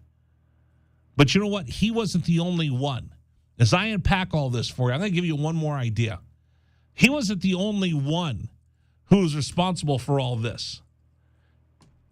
There's somebody else that nobody's called out yet that I think you need to mention when you ask why the Pac-12 has been in such a malaise and such a tough spot. And I'll tell you who that is coming up next. Who do you think it is? Guess. You can send me a text, 520-848-1290, 520-848-1290. Once again, 520-848-1290. Text the word Rich along with your comments, 520-848-1290. Who else deserves a lot of this blame that we always throw at Larry Scott? I'll tell you who that is next here at 1290. This is the Rich Herrera Radio Show. Now streaming on Facebook Live and YouTube at Wildcats 1290 and our website, wildcatsradio1290.com. Terry crosses middle, handed to Matherin between the rings. Over for Creasa. Checked by Campbell. High screen from Koloko. Creasa around it, drives right. Throw it for Koloko, who slams it down for two. Lamb set. And the pitch to Susak, driven out towards right field. That is going to get down for a base hit and go all the way to the wall. Casagrande headed for third. They're going to wave him around. He's coming home, and the Wildcats have tied it up.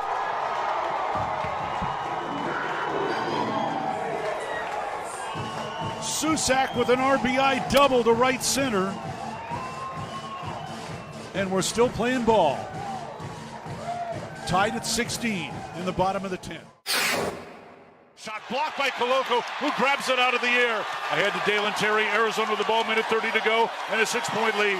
Juzang working right, drives to the bucket, put up, blocked by Koloko, grabbed by Larson. Arizona ball, 38 seconds left. For Bernard, goes right, blocked by Ballo, grabbed by Matherin. Arizona ball, 22 seconds left. Campbell down for the Bruins, throw it out to Riley. He'll shoot the three, blocked again by Koloko. Ballo grabs it, it's over. Championship to Tucson. Hey, sports fans, it's Rich Herrera. Thank you so much for tuning into our stream. We'll be back in just a bit. Until then, how about some Arizona Wildcat highlights? Fourth down and less than a yard. Trojans will go for it in a tie game. Slovis out of the shotgun. Step to his left. Step the handoff. It is good. Backfield and drop. No gain, loss on the play. Cats take over. That's a huge play by Arizona. Explosive play in the backfield that time. Shot blocked by Koloko, who grabs it out of the air. Ahead to Dalen Terry, Arizona with the ball, minute 30 to go, and a 6-point lead. Juzang working right, drives to the bucket, put up, blocked by Koloko, grabbed by Larson. Arizona ball, 38 seconds left. For Bernard, goes right, blocked by Ballo, grabbed by Matherin. Arizona ball, 22 seconds left. Campbell down for the Bruins, throw it out to Riley. He'll shoot the three, blocked again by Koloko. Ballo grabs it, it's over. Championship to Tucson.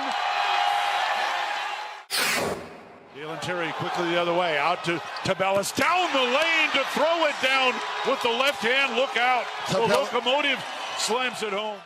Hey, sports fans, it's Rich Rare. Show will be back in just a little bit. Thanks for tuning into our stream. Until then, how about some great moments from the University of Arizona Wildcats? 4th down and 2, Arizona. Down 14-0. Wildcats on 4th down this year are 12 of 20. Offset backfield. Plummer to throw the ball, throwing towards the back of the end zone, and it's caught. Touchdown, Arizona. Oh, did they need that? My goodness. Booby Curry had to leap in the air to take the ball over the top of the defender, and the Cats are on the board. ASU with the ball, down by 11, so they have to go. Steal by Koloko. He's going to drive the other way and slam it home, and foul by Lawrence. Why Lawrence contested the big man, Christian Koloko, with defensive steal and flush.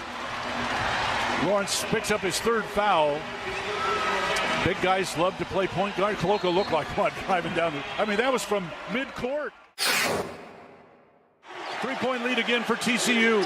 Down to 30 seconds left. Matherin with the ball for the Wildcats.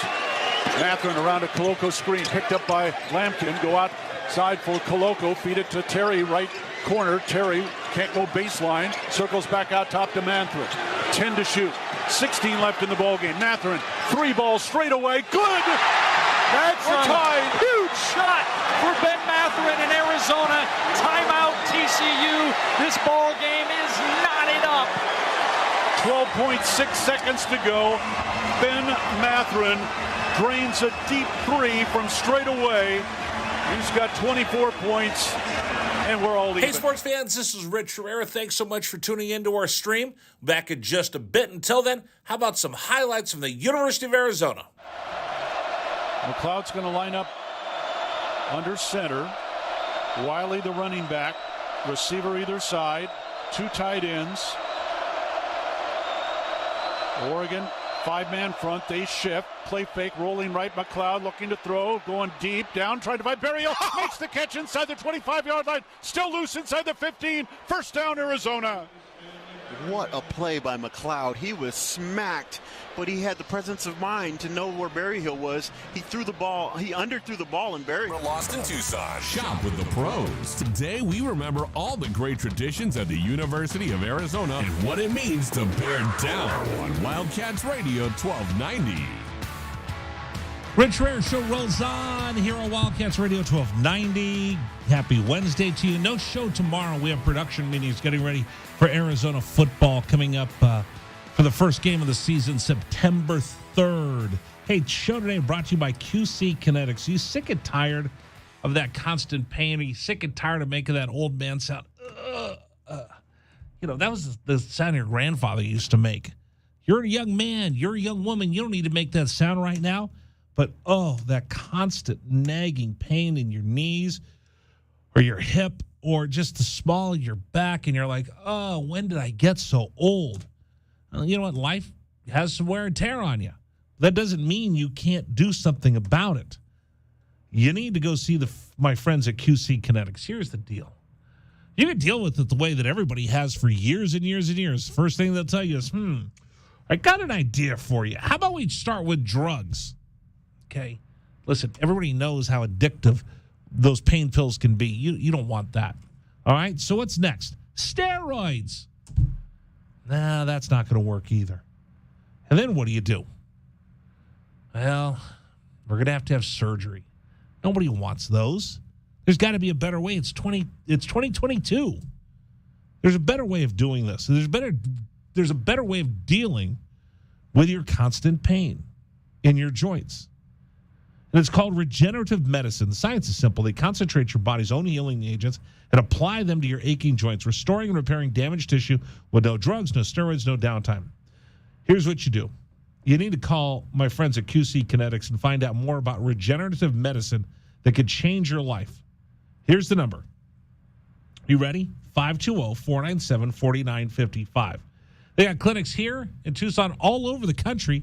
And people are finding out that there is a different way than the traditional way of dealing with pain. It's called regenerative medicine. This exciting, natural way to deal with your joint pain. It has no side effects and no downtime. So call QC Kinetics right now for a free consultation. 520-497-4955. That's 520-497-4955.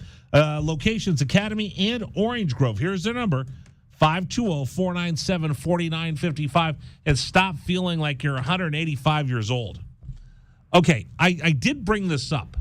As much as everyone wants to beat up Larry Scott, and he deserves to be beat up, I'll tell you that right now. He deserves to be beat up over all of this. The Pac-12 needs to decide something. The Pac-12 needs to decide, are we a high-minded, ivy-covered wall bastion of higher learning where the riffraff of people that want to tailgate and watch marching bands and cheerleaders are beneath us? Or are we a modern-day football conference and men's basketball conference that's driven to provide opportunities for the Olympic sports and women's sports, but it's driven by and paid for by football and men's basketball? Jed Fish will tell you this.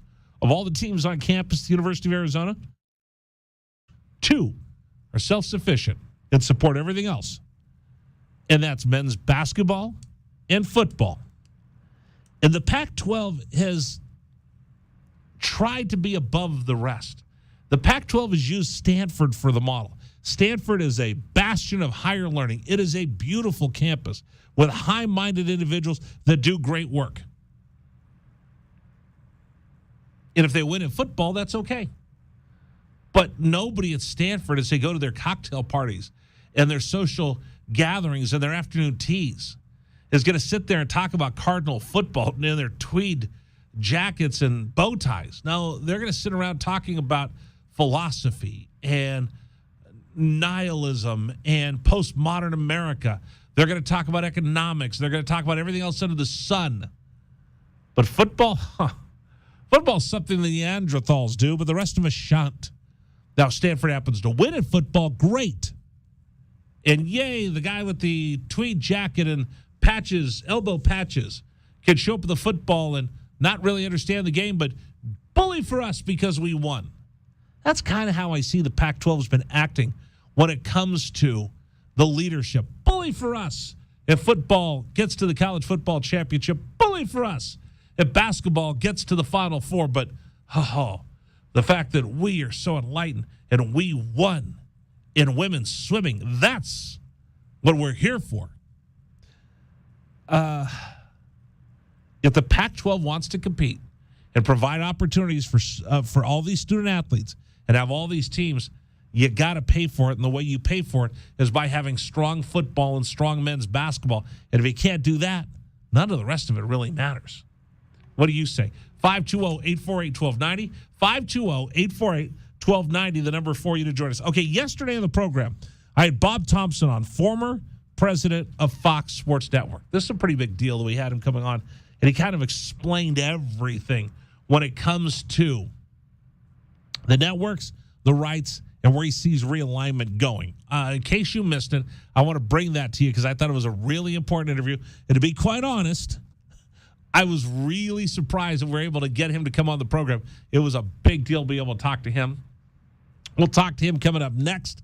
And then I want to get to more of what the Pac-12 needs to do. All of that coming up today. It's the Rich Herrera Radio Show. Thanks for joining us, everybody. This is Wildcats Radio 1290. This is the Rich Herrera Radio Show. Now streaming on Facebook Live and YouTube at Wildcats 1290 and our website, wildcatsradio1290.com. Terry crosses middle, hand it to Matherin between the rings. Over for Creasa. Checked by Campbell. High screen from Koloko. Creasa around it, drives right. Throw it for Koloko, who slams it down for 2. Lamb set. And the pitch to Susak, driven out towards right field. That is going to get down for a base hit and go all the way to the wall. Casagrande headed for third. They're going to wave him around. He's coming home, and the Wildcats have tied it up.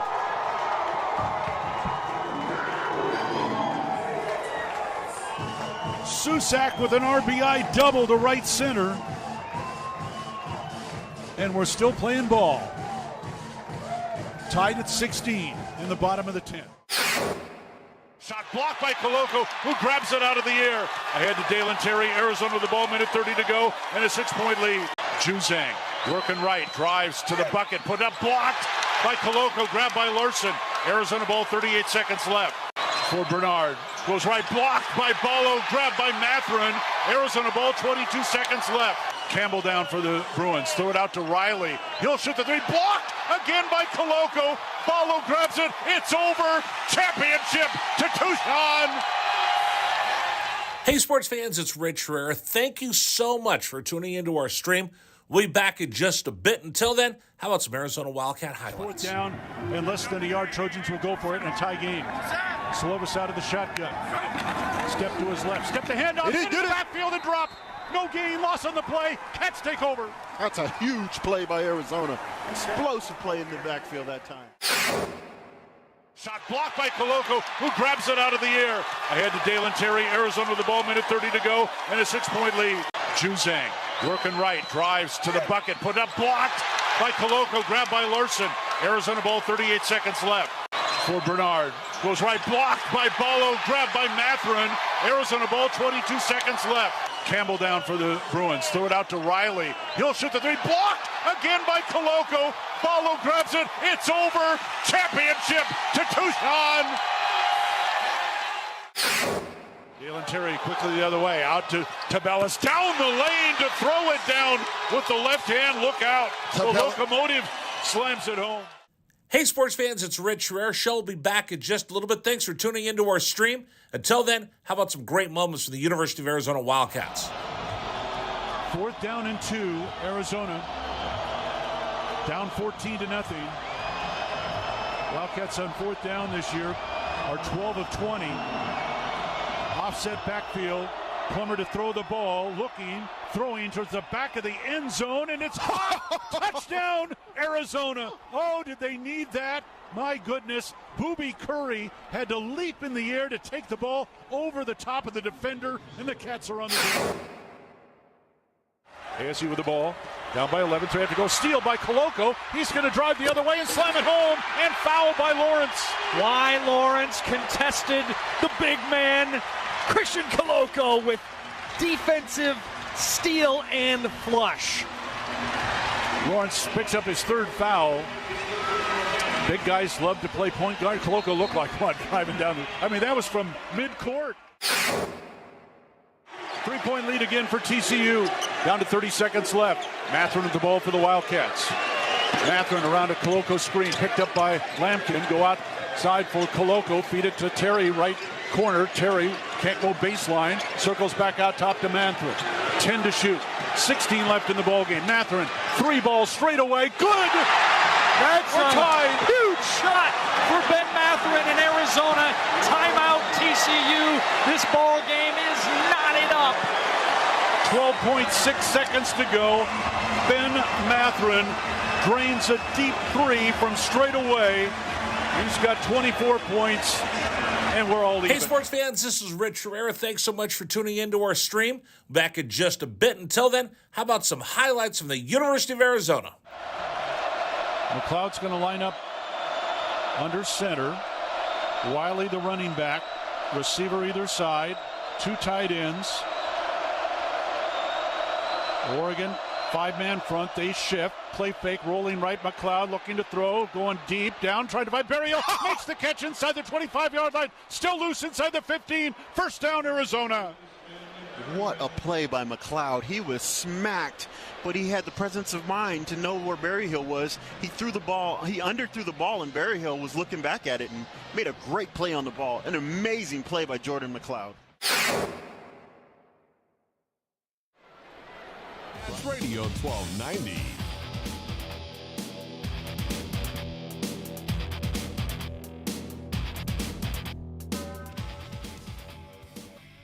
Rich Herrera on Wildcats Radio 1290. We roll on here on Wildcats Radio 1290. I'll be honest, I'm a little nervous right now. I'm a Fox Sports alum. I was one of the original hosts on Fox Sports Radio. And there's a bunch of names that you hear at Fox over the years, and one of them is Bob Thompson. He's the former president of Fox Sports Networks, Fox Sports International, and he's been kind enough to join us here on Wildcats Radio 1290, and I am thrilled to be able to talk about everything realignment with Bob, who's our guest here on 1290. Bob, thank you so much for joining me. I really appreciate this. My pleasure. Didn't know you were a former Fox Sports Radio I was personality. I was one of the original. Bob Golick and I were one of the first two hired over there. Yeah. So I got to work at Pico on the lot and go in the commissary and work in the Fox Sports building. And once I got off on the wrong floor in the elevator and I walked into JB and Howie and the crew, it's one of the thrills of my life working there. It's a great place to work. It is, absolutely. I really appreciate you coming on with me. I've been watching you on Twitter. John Canzano's been talking to you, and you really enlightened a lot of people on where we are with realignment. So a couple things I wanted to ask you. Just snapshot right now, a snapshot in time with ESPN now out of the Big Ten business. Where do we stand right now with the networks, the realignment, and what do you think the landscape looks like at this minute? Well, right now, I think everybody's in a bit of a holding pattern. If the Big Ten agreement comes out as it's been put forth at this point, ESPN's out. ESPN has $350 some odd million in their pocket they didn't have to spend on the Big Ten. And they're probably looking for some football games and also significantly some basketball games because they were the biggest carrier of Big Ten basketball. So they're looking for some product. And next up is the Pac-12, who is probably out of an exclusive negotiating window and so can really start talking to all comers. And I would expect that the commissioner and his television consultant has been on the phone today saying, in the infamous words of Brett Yormark, we're open for business. And give us a call. So that'll be next. And then the Big 12 is after that shortly. Possible that the Big 12 moves their exclusive window, negotiating window with ESPN and Fox up earlier than it's probably currently expected to go into effect. But that would require Fox and ESPN to agree to that, but it's a possibility. And then you'll go forward from there. ESPN and whoever else wants to bid on the Pac-12, gives them enough comfort level that the schools are, prepared to extend their grant of rights with the conference.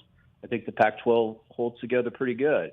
If the numbers aren't great, then I think some of the schools in the Pac-12 might start talking about maybe uneven revenue share situation based on football winning percentage, appearances on TV, et cetera, those type of things.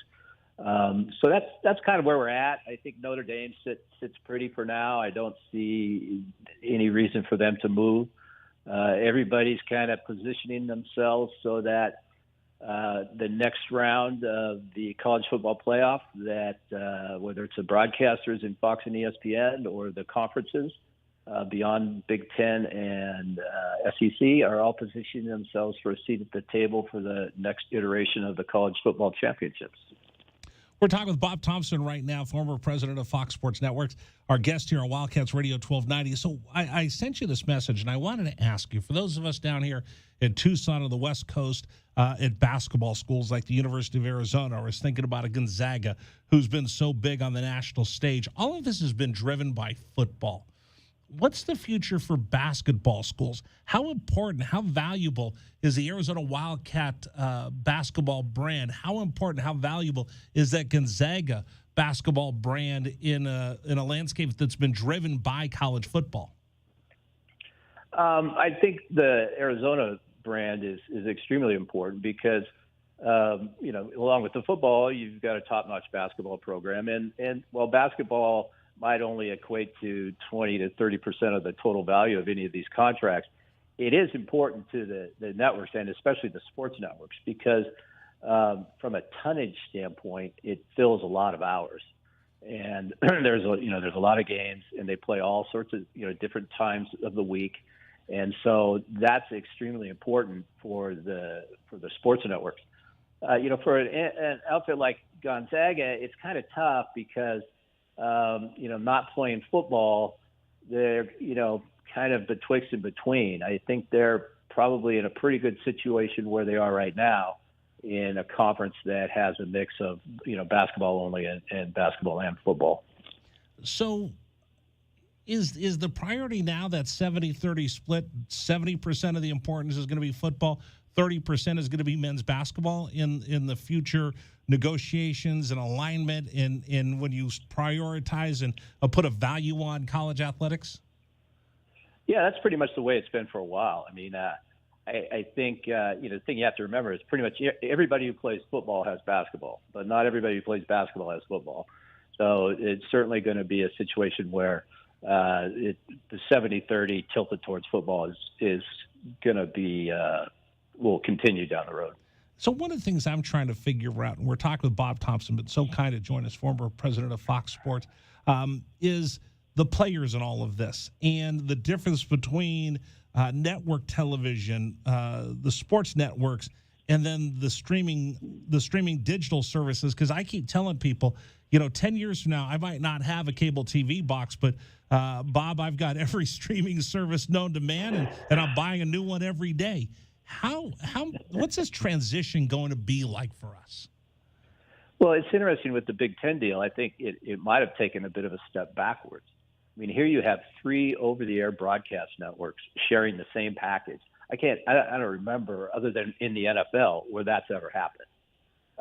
You're going to have a Fox game at noon, you're going to have a CBS game at 3:30, and you're going to have an NBC game at 7:30 Eastern. And so that's almost the anti-streaming, because you're talking about broad-based over-the-air networks that you don't even have to have a cable to get. All you got to do is slap up some rabbit ears, and you're going to be able to get those games. So it helps the Big Ten in this world, an era of they're kind of, cord cutting is definitely going on. People are dropping cable, yet the streamers aren't there yet where they provide enough of an amalgamated audience that it makes sense for the conference. So they've done almost a complete opposite and gone 100, with a bulk of their games onto the broadcast networks. Yes, there'll be a FS1 piece, and yes, there'll be some Big Ten network games. It'll be interesting to see what the streaming option is for the Big Ten. It could have been part of NBC's deal with Peacock. It could be a deal with Amazon Prime or with Apple Plus. I don't know yet, and that'll be interesting to find out. But the streamers do provide one thing, and I was talking with some people the other day, and one of the interesting things you can see is, well, maybe it's not a lot of games. Maybe it's things like the Monday Night Football Manning cast. Maybe it's a Pac-12 Red Zone channel. Those type of things that are kind of thinking outside the box, which the streamers are really good at doing, and that they could easily take a simulcast from CBS, Fox, whoever, ESPN, and create something that there's value for, and that they're willing to pay the conference to have access to that. The one thing that I can't figure out, Bob, and I need your help, NBC has Peacock for their streaming service. Our old place, Fox, has Fox, the big Fox. It has Fox Sports 1, and then it has a streaming component of it as well. CBS is the one that I can't figure out what their play is, because they lost the Southeastern Conference. They have a little bit of streaming, but they don't have a sports network, cable sports network, to go along with CBS. What do they need as far as programming goes? Well, CBS has Paramount Plus, which is their streaming outlet. They do have CBS Sports Network. It hasn't really played in the collegiate football world. They do have some Mountain West Conference games, and some of the services games. But I think for them, this is strictly a replacement for the SEC window that they had at 3:30 Eastern for years. It's interesting that word was they passed on a renewal of that deal for an average of $300 million a year, and now they're swapping out SEC for Big Ten at $350 million a year. So that I'm not sure that was quite the wise decision to pass on that deal a few years back. But I think that the streamers, Fox doesn't really have a streamer, and right now I think the guys at Fox are, other than what you get off the network, they're probably happy they haven't dumped all this money into streaming services like Peacock, NBC at Peacock has, and Disney at ESPN Plus has. A lot of these guys are losing a lot of money, and they're kind of they're halfway into it now, and it's either keep plowing forward or pull the plug and get out now. So I think they're going to keep plowing ahead forward. But you're right. I mean, after the pandemic, everybody started looking at their credit card bills, and it's like, wow, how did I get 7 streaming services? My wife yells at me every time she looks at the checkbook and says, why do you have all of these streaming services? I said, because I work in sports and I need all of these, but eventually something's got to give. There will. I mean, there has been across, all sorts of media, there will be a consolidation. I saw something that came out today that Walmart's in discussions with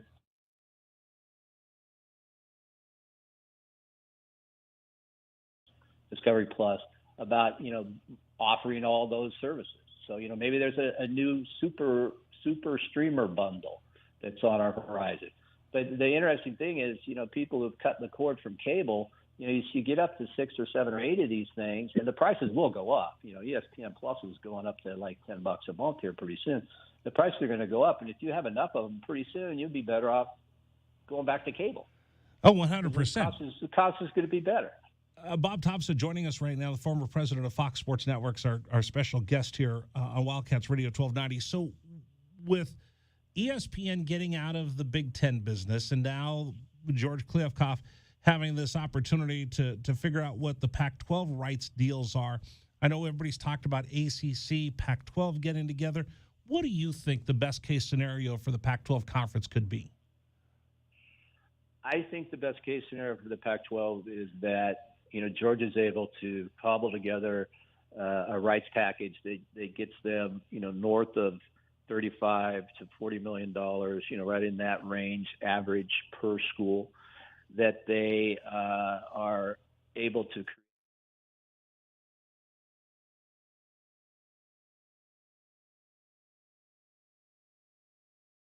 networks, that they eliminate the Pac-12 networks from, downgrade it from 7 feeds to 1, and that they ensure themselves a seat at the next college football championship iteration, whatever that may be. And so they'd be looking at another payday there in 2007, I guess, or 2027, I guess, is when the first year would be.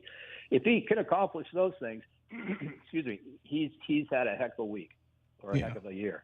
and by the way, the 35 to 40 million, is that tier 1 or is that total, in your opinion, tier 1, tier 2, and in tier 3, the streaming?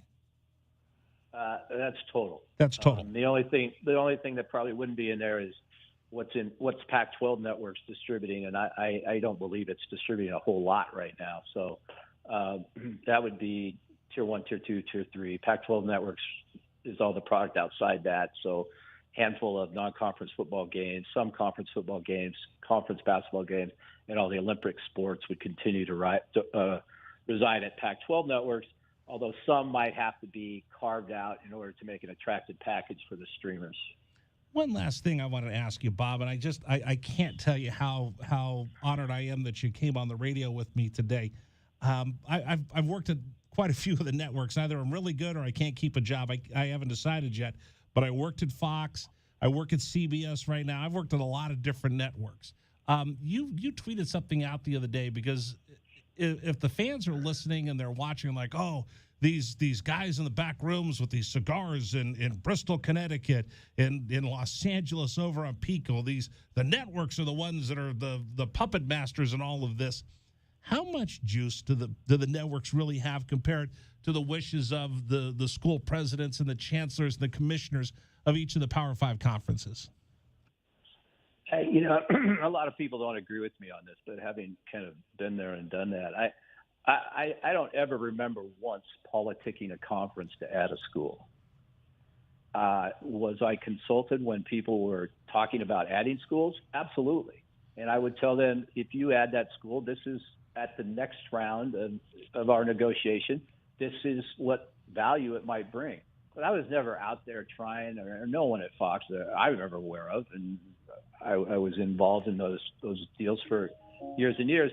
None of them were ever out there doing that. Now, I think at the end of the day, did Fox find out about USC and UCLA moving to the Big Ten on January or June 30th when everybody else did? No, they knew about it before. I mean, I'm not that naive, but I think for Fox and ESPN, I mean, what they're trying to do is create matchups and games and windows that make sense for them as a network and allow them to present the best games possible, allow them to make games, cross-conference games, and also ensures that at the end of the day, with an expanded college football playoff, they've got a seat at the table. And other than that, this whole idea of, Fox and ESPN, are the puppet masters and the conference commissioners are the puppets, I just find to be quite ludicrous.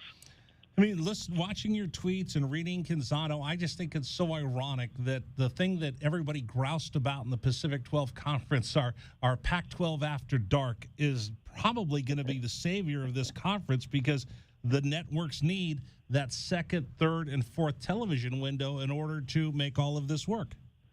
Absolutely. I mean, I had years of battles with first getting Pac-12 After Dark in, and we originally – there was issues with in basketball. I used to fight with Lute on it all the time, and then to finally get it into football was great. But the teams still didn't like it. The fans grouse. The teams don't like playing it at 7:30 Pacific. But at the end of the day, the thing that they all hate so much may be their salvation. Yeah, isn't that amazing? All right, I do have to ask you one question because I asked all the bosses this when we launched Fox Sports Radio back in the day. What kind of television package do you have at your house? How many TVs do you have? Because you're in the business of television. How many screens do you have in your house? How many cable boxes and satellites and streaming services do you have? Let's see. I have 6 TVs. From 34 inches up to 85 inches. I have DirecTV, and that takes care of all my needs. I use CenturyLink for my broadband. I don't have cable broadband. I have streaming services. I have Netflix, Apple, Prime. And that's it. So I haven't got into the Peacock side of things yet, and I have not done an ESPN Plus thing yet because there's just nothing there yet on ESPN Plus that I feel I absolutely have to have. I hardly have enough time to watch what I've got, let alone have a whole bunch more. Oh, that's awesome. I asked that when we launched the radio network. I asked David Hill that. He came on with us, and I asked, how many televisions do you have in your house? And I don't think he had that many, he said. That's surprising. He's got a lot bigger house than I do.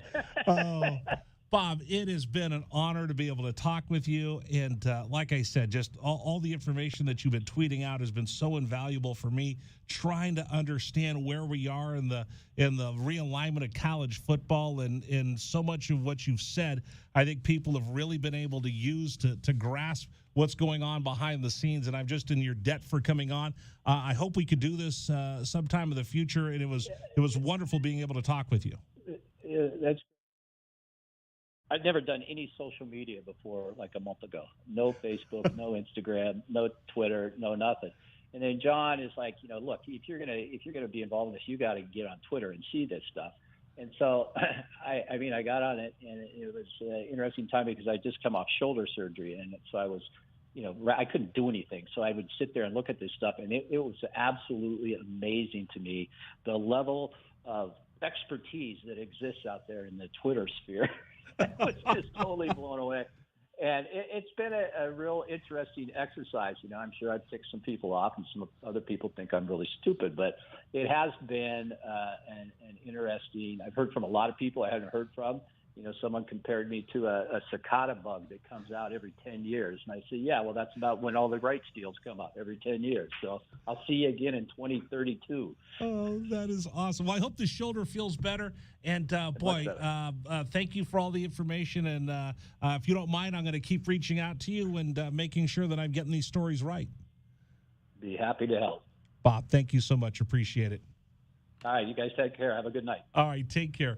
Bob Thompson joining us right now, the former president of Fox Sports. All right, I need to catch my breath. I'm a little fanboyish. I'm a little hot right now. Let me catch my breath.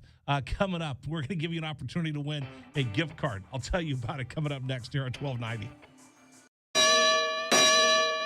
This is Jim Rome with your Rome Report. I've said it before, I'll say it again right now. There is nothing in the world more powerful than a mullet. A mullet is not a haircut, it's a lifestyle. And if you don't believe what I'm saying when I talk about the power of the mullet, you are just wrong. Because the mullet is the champion golfer of the year. I'm talking about one Cam Smith, a mullet rocking, beer smashing, meat pie loving, fish chasing son of a gun. And he is your winner of the Open Championship after turning in one of the best back nines in a major that you are ever going to see. Call it what you want. The Tennessee top hat, a Kentucky waterfall, the North Carolina neck warmer, or business in the front, party in the back. But there is crazy power in that mullet. That's just a fact. Rory McIlroy did not lose that championship. Cam Smith ripped it from him. And you cannot tell me that that mullet did not have something to do with it.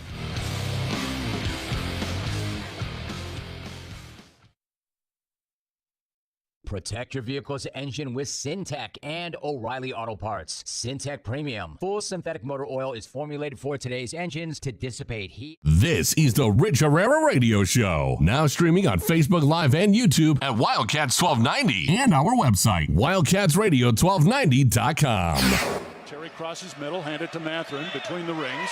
Over for Krisa.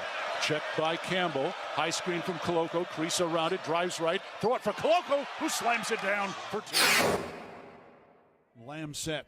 And the pitch to Susak, driven out towards right field. That is going to get down for a base hit and go all the way to the wall. Casagrande headed for third. They're going to wave him around. He's coming home, and the Wildcats have tied it up.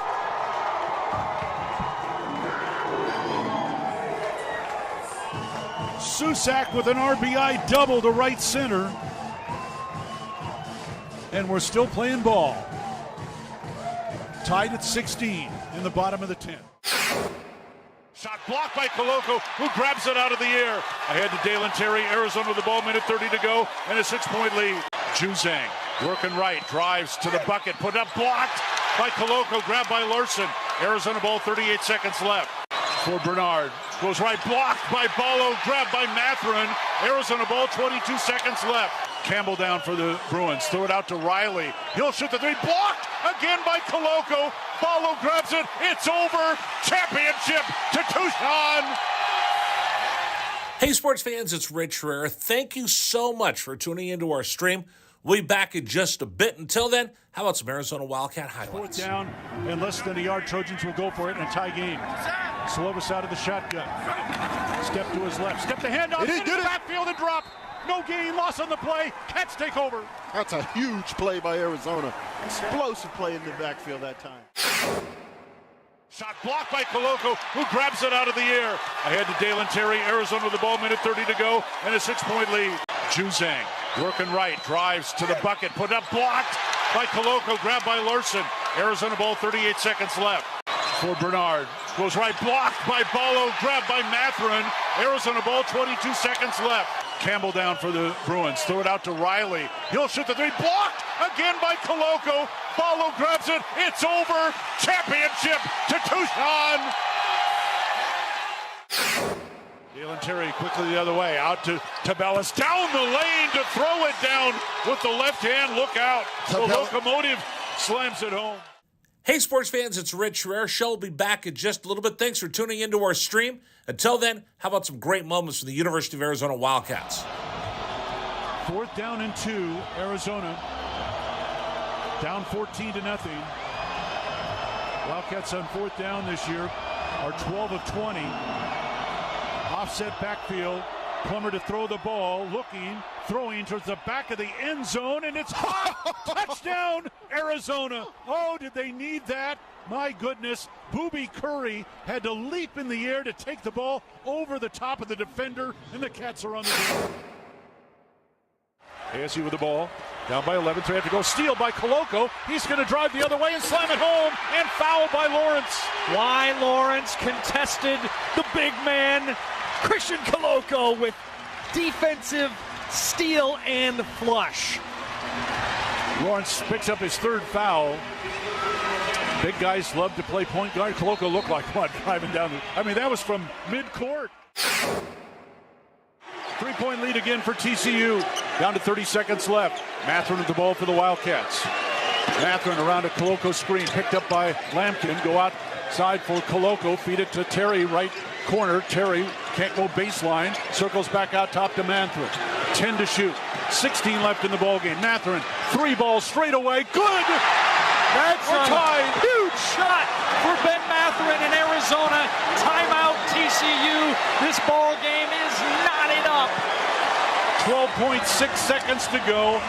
Ben Matherin drains a deep 3 from straight away. He's got 24 points, and we're all even. Hey, sports fans, this is Rich Herrera. Thanks so much for tuning into our stream. Back in just a bit. Until then, how about some highlights from the University of Arizona? McLeod's going to line up under center. Wiley, the running back. Receiver either side. 2 tight ends. Rich Herrera Show rolls on here on Wildcats Radio 1290. Thanks for joining us. And wow, what a lineup of guests we had. Listen, you want to find out what's going on with Pac-12 realignment and where we go. These are the guys that really have this all dialed in. So you heard Arizona basketball, in the grand scheme of things, is worth about 30% of what Arizona football is worth. It's all driven by football. 70% of the business model is predicated upon football, 30% by basketball. And the amazing thing is, for years, you and I have groused over the fact that Pac-12 after dark sucks, and we don't like those 8 o'clock starts. Turns out to be the saving grace that's going to keep the Pac-12 together. Today's program is brought to you by Huss Brewing's Papago Orange Blossom, an Arizona icon since 2005. This lightweight ale starts out with hints of bright citrus and ends with a creamy vanilla finish. Served tall with a fresh orange slice, Orange Blossom is the perfect relief from the Arizona heat. So thank you so much to our friends at Huss Brewing and Papago Orange Blossom for bringing you today's radio program. We're giving away Arizona Wildcat football season tickets. Here's what you have to do. If you think you're the biggest Cats fan, you can win 4 tickets to Arizona football this season. To qualify, go to wildcatsradio1290.com and submit a photo that best represents your Arizona Wildcat fandom. For details and to submit, go to wildcatsradio1290.com. One more thing to tell you about, because I forgot to read all these earlier.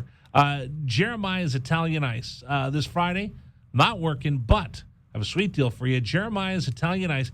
You can get a $50 Jeremiah's Italian Ice gift card for just $25. That goes on sale Friday morning, 8:30 a.m. at wildcatsradio1290.com. All right, I think I took care of everything. Told you we have a new text message that you can send us. By the way, I figured out that I can also send gifts. Are they gifts or GIFs? I think you can say them either way. You know, and then somebody asked me to explain. Right somebody wanted me to talk about nihilism. I said, no, then I got to put on a tweed jacket and get all Poindextery smart. You know, I've been doing graphic design since before the internet, basically. So I've been making GIFs, which is what I've always called them. But I don't like bemoan anybody who wants to call them GIFs, because the logic behind it is sound. The guy who invented it says GIF. But he spells it. GIF has always been the accepted pronunciation, so it's kind of like a hoot and houtin' thing, if you want to ask me. Tomato. Yeah, I don't think there's a wrong way. I don't think so either. You shouldn't be judged if you choose one side or the other. What are they, Jimmy's or Sprinkles, Rich? Sprinkles. What is it, pop or soda, Rich? Soda. But somebody else will tell you the exact opposite. Well, I'm right, because I have a blue check mark. And you're from the West Coast. And I'm from the West Coast, and I have a blue... If you're from the East Coast, it'd be Jimmy's. But I have a check mark. Next, I have a blue check mark on Twitter, which makes me superior to everybody else. I'm an elitist. Yeah, the authority in all toppings that go on all frozen. I'm just an authority. I'm just an authority on everything because I've got a blue check mark. Sure. Which makes me better than like 99.9% of humanity. Of course. If you've got a blue check mark on Twitter, you're an elitist. You're really one of our cultural and societal elites, and you should be able to tell everybody else what to do because of the blue check mark. So what you're saying is everybody out there right now should go and listen to everybody on Twitter who has a blue check mark and take what they're saying to be as I thought we did gospel as, already. like it's truth, or I thought we did already. Oh, if you all have a right. blue check mark, like I I wield my power of the blue check mark, but I do it responsibly. Now, I could be irresponsible, just start tweeting stuff out left and right and telling everybody how to live their lives because of the blue check mark. But I choose to wait to use my blue check mark powers to point things out, like I burned my finger trying to put gas in the car today because the pump was so hot being in the sun. That's the kind of stuff that I send out. I like to send out, where's the best tacos for Taco Tuesday? Those are the kind of messages that I want to give to everybody else. you're not weighing in on geopolitical, who's right and who's wrong in the situation. Yeah. No, because you open up this door. If you're following me on Twitter, you're following for my sports, because that's what I do. You're not following for my political talk, and nor am I, if I'm going to follow you in sports. I really don't want to hear. I don't care or want to know who you voted for. Sure. I liked it better when we didn't know who you voted for. We didn't automatically start off by, who'd you vote for? Well, now we could be friends. Oh, you voted for that guy? Ugh. I can never talk to you again, and you are the scum of the earth. It's very black and white out there these days. Yeah, no, I just want to be able to talk to you about sports. We can be friends. And that's the great thing about sports. It always has been that you can be from any walk of life. Do you remember the movie Major League? Of course. Do you remember at the end of the game when they're getting that rally going and they show the bar and they've got blue-collar guys with their lunch pails that had just come from the factory? They had a bunch of punk rockers there with purple hair and leather, and there were just two different walks of life, but they all united rooting for the Cleveland Indians in that movie. That's what sports is supposed to be. It brings us together. It doesn't matter race, age, creed, color. Everybody could get behind knowing the fact that the Arizona Wildcats are the greatest team in the state of Arizona, and Arizona State sucks. Everybody can unite around that. I think There's the value of my blue check mark. I think if you can't have a conversation with somebody that you have a differing opinion with, then you're not doing it right. I always tell my son, I remind him of what Richard Nixon told Nikita Khrushchev. Don't be afraid of new ideas. Right. They either make your opinion stronger or they make you question and reformulate yours to be better. Mm-hmm. Never be afraid of new ideas. All right. I did want to follow up, though, on our conversation today with, and we had a conversation earlier. We're going to have it for you coming up. John Canzano, brilliant writer, bald-faced truth author, has a new platform and some podcasts that are now out.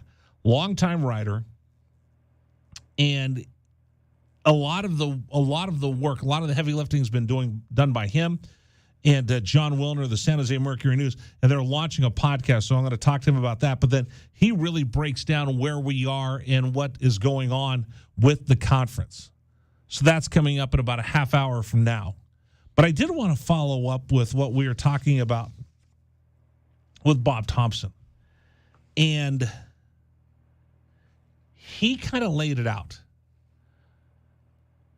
One of the miscalculations, I think, that the Pac-12 has made, one of the big miscalculations we've made on the West Coast, is we've worried about everything else other than paying the bills. So Larry Scott and the Pac-12 were so heavily invested in Olympic sports. And Olympic sports are great. My son plays an Olympic sport in college. I'm a big college baseball fan. I'm a big Chip Hale fan. I'm a big Kayla Lowe fan in softball. I'm a big Adia Barnes fan in basketball. And Fred Harvey and Jim Anderson and Laura Ainello. We cover all those Olympic sports here on 1290 because we're the home of Arizona athletics.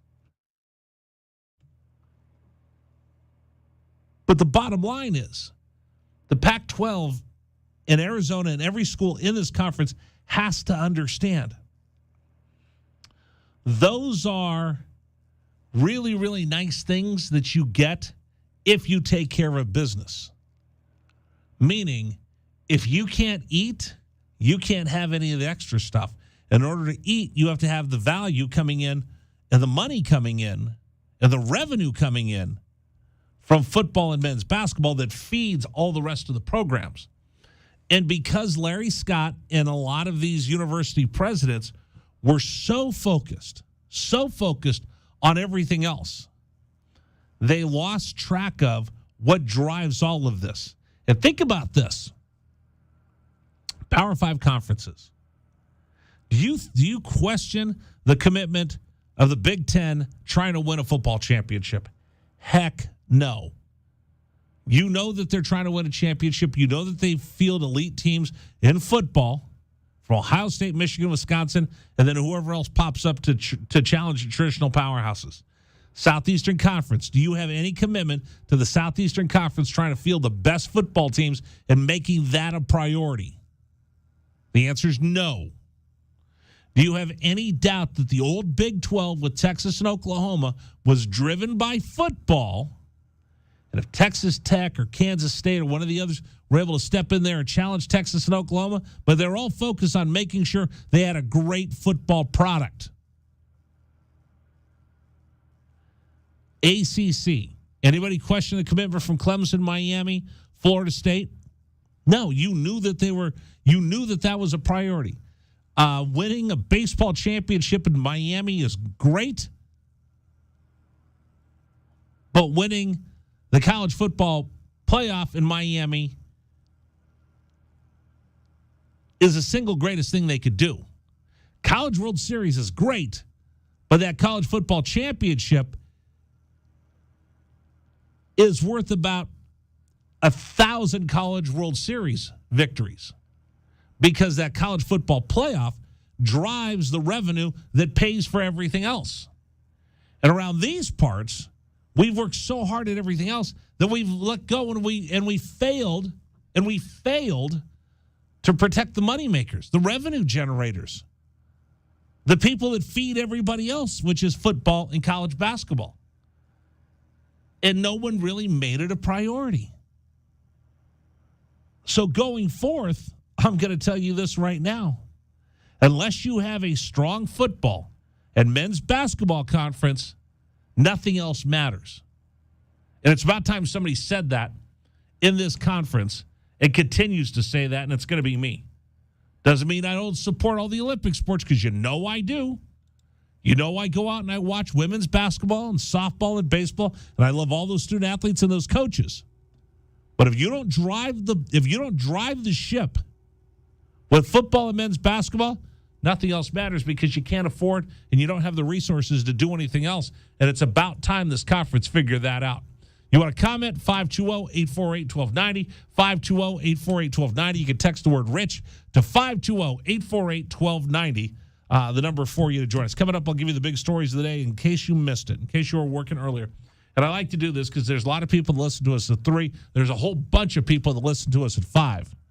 John Canzano is going to join us. He's one of the best journalists when it comes to covering Pac-12 and realignment. That's coming up bottom of the hour right here on 1290. This is the Rich Herrera Radio Show. Now streaming on Facebook Live and YouTube at Wildcats 1290 and our website, wildcatsradio1290.com. Terry crosses middle, hand it to Matherin between the rings. Over for Creasa. Checked by Campbell. High screen from Koloko. Creasa around it, drives right. Throw it for Koloko, who slams it down for 2. Lamb set. And the pitch to Susak, driven out towards right field. That is going to get down for a base hit and go all the way to the wall. Casagrande headed for third. They're going to wave him around. He's coming home, and the Wildcats have tied it up.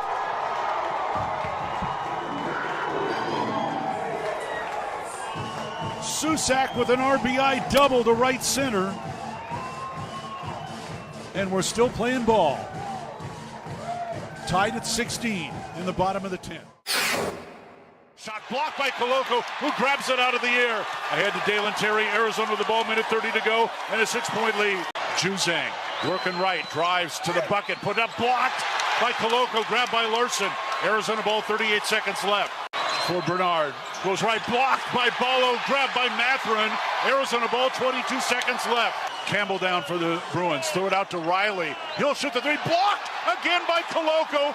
Ballo grabs it, it's over. Championship to Tucson. Hey, sports fans, it's Rich Herrera. Thank you so much for tuning into our stream. We'll be back in just a bit. Until then, how about some Arizona Wildcat highlights? Fourth down and less than a yard. Trojans will go for it in a tie game. Slovis out of the shotgun. Step to his left. Step the handoff. Into the backfield and drop. No gain. Loss on the play. Cats take over. That's a huge play by Arizona. Explosive play in the backfield that time. Shot blocked by Koloko, who grabs it out of the air. Ahead to Dalen Terry. Arizona with the ball, minute 30 to go, and a 6-point lead. Juzang working right, drives to the bucket, put up, blocked by Koloko, grabbed by Larson. Arizona ball, 38 seconds left. For Bernard, goes right, blocked by Ballo, grabbed by Matherin. Arizona ball, 22 seconds left. Campbell down for the Bruins, throw it out to Riley. He'll shoot the three, blocked again by Koloko. Ballo grabs it, it's over. Championship to Tucson. Dalen Terry quickly the other way, out to Tabellis, down the lane to throw it down with the left hand. Look out. The locomotive slams it home. Hey, sports fans, it's Rich Rare. Show will be back in just a little bit. Thanks for tuning into our stream. Until then, how about some great moments from the University of Arizona Wildcats? Fourth down and 2, Arizona. Down 14-0. Wildcats on fourth down this year are 12 of 20. Offset backfield. Plummer to throw the ball, looking, throwing towards the back of the end zone, and it's caught! Touchdown, Arizona! Oh, did they need that? My goodness, Booby Curry had to leap in the air to take the ball over the top of the defender, and the Cats are on the board. ASU with the ball, down by 11, so they have to go. Steal by Koloko. He's going to drive the other way and slam it home, and foul by Lawrence. Why Lawrence contested the big man, Christian Koloko, with defensive steal and flush. Lawrence picks up his third foul. Big guys love to play point guard. Koloko looked like one driving down. That was from midcourt. 3-point lead again for TCU. Down to 30 seconds left. Matherin with the ball for the Wildcats. Matherin around a Koloko screen, picked up by Lampkin. Go outside for Koloko. Feed it to Terry, right corner. Terry can't go baseline. Circles back out top to Matherin. 10 to shoot. 16 left in the ballgame. Matherin, 3 balls straight away. Good! That's a huge shot for Ben Matherin in Arizona. Timeout TCU. This ball game is knotted up. 12.6 seconds to go. Ben Matherin drains a deep 3 from straight away. He's got 24 points, and we're all even. Hey, sports fans, this is Rich Herrera. Thanks so much for tuning into our stream. Back in just a bit. Until then, how about some highlights from the University of Arizona? McLeod's going to line up under center. Wiley, the running back. Receiver either side. 2 tight ends. Oregon, 5-man front. They shift. Play fake, rolling right. McLeod looking to throw. Going deep. Down, trying to find Berrios. Makes the catch inside the 25-yard line. Still loose inside the 15. First down, Arizona.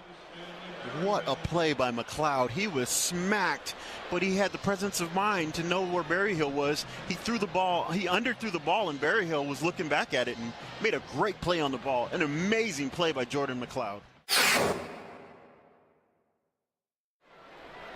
Brown will take the snap a yard deep in the end zone. Straight back to throw. Has some time. Steps up in the pocket. The Wildcats have got him for a safety. Second safety Arizona has recorded this season.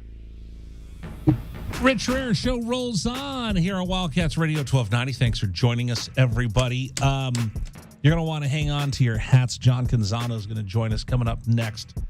Great writer. He's been on top of everything. There's been a lot of less than stellar reporting, and he's been on top of all of it. So if you'd like to, you want to stick around and listen to that coming up here in just a couple minutes. Just the big stories of the day. Wildcats back at practice on Thursday. They had today off. The day before, they got ice cream at practice. So Jed gives them the day off. Actually, they only get so many days they're allowed to work and how many days in pads, and it's all kind of regulated. But the Cats will be back at practice on Thursday, 10 a.m. Workout start. And I will tell you this. I know there's kids getting ready to go back to school. I don't know if your kids have gone back to school yet, but if you could take the morning off and take them out to football camp. It's pretty cool. There's some shade on the third practice field that they could sit underneath. Bring a water bottle. Bring a big floppy hat. I got my big beach hat that I take out there. But it's really cool being able to sit there at camp. So you're 20, you're a lineman, it's 95 with 80% humidity, and the ice cream truck rolls up. Are you going Bomb Pop, Choco Taco? Like, They got like go-to? They. I know. I'm talking about you specifically, personally. Oh, what would you choose on a hot day when you've just been sweating in pads or whatever? Oh boy. So what are my choices? I don't know, man. It's been a long time since I'm doing the Bomb Pop. Yeah, those are good ones. I'm doing the Missile Pop. Yeah. I'm doing that. I'm doing an orange creamsicle. Can't go wrong. Or I'm doing an orange push-up. Because if you go chocolate or fudge on such a hot day, you get it makes you thirsty. Fudge sweats. Yeah, that's what I'm doing. What are you doing? Man, was always my go-to when I was younger in Tucson. I don't even know if blue they and red and white ones. That's what that is. Yeah. That's a Missile Pop. Oh, we get the little like the red, white, and blue something one? at the top. There was like some kind of gum or something at the top. I don't know about that one. Yeah. I don't even know what they have. Like last time I stopped at an ice cream truck with my son, it's been years ago. They had like Spider-Man ice cream and SpongeBob SquarePants popsicles and ice creams, and it's marketed towards 8 to 14-year-olds, right? And since it's been a little while since either you or I were 8 or 14, True. I don't think that any marketing would be geared. We're not the target audience. I'm not the target audience anymore. But I don't know. Do we have them that drive around Tucson? I haven't heard it in a long time. Well, maybe post-pandemic. Yeah, probably. That's probably why. We used to have one that would drive by every day in our house around 4:45. I spent a lot of my childhood around the parks around Tucson, and every time you're in a park, you'd always hear the sound of the ice cream truck guy. Listen, I'm diabetic now, but I'd still stop and get something. I'd get water. So if you drive by my neighborhood in Oro Valley, just turn up the music, and I'll come out and get something. Just to, again, I want to help the small businessman, right? But they had it was gelato, I think, is what they brought. Gelato, yeah, so it's a little healthier because I was talking with Glenn Howell, and they get a halftime break. Can I interrupt you? I've known Glenn Howell for 8 years. I don't think Glenn Howell has had an ice cream in the last 30 years. Right? He said he does a cheat day. One day a week he does a cheat day. I mean, he's older than we are, or older than I am. And he's probably got 3% body fat or something. Yeah, I hate it. I hate it. And then I get embarrassed when I eat in front of the two of them. Like I'll call and go, "Hey guys, I'm going to stop by Nico's, get breakfast burritos in for an 8:00 start." Like I've called you, like, "Hey, do you want a breakfast burrito?" You bring your own food. Yeah. You're not gonna eat with me because I eat so unhealthy. And then Glenn will look at me like, "Yeah, okay." And then Kelvin will look at me like, "No." I've tried to offer Kelvin food so many times, even healthy, because he's in such great shape. Yeah, he can still play. And then I'm like, "Come on, it's a 7:30 pregame show. We have to have breakfast burritos. We live in Tucson. We have to have Sonoran hot dogs. We have to get hamburgers and pizza and fried chicken." And they just kind of look at me like I'm nuts. If it was barbecue, that might be When different. we went to Brother John's, they did get a big barbecue bag to go because that was pretty good. All right.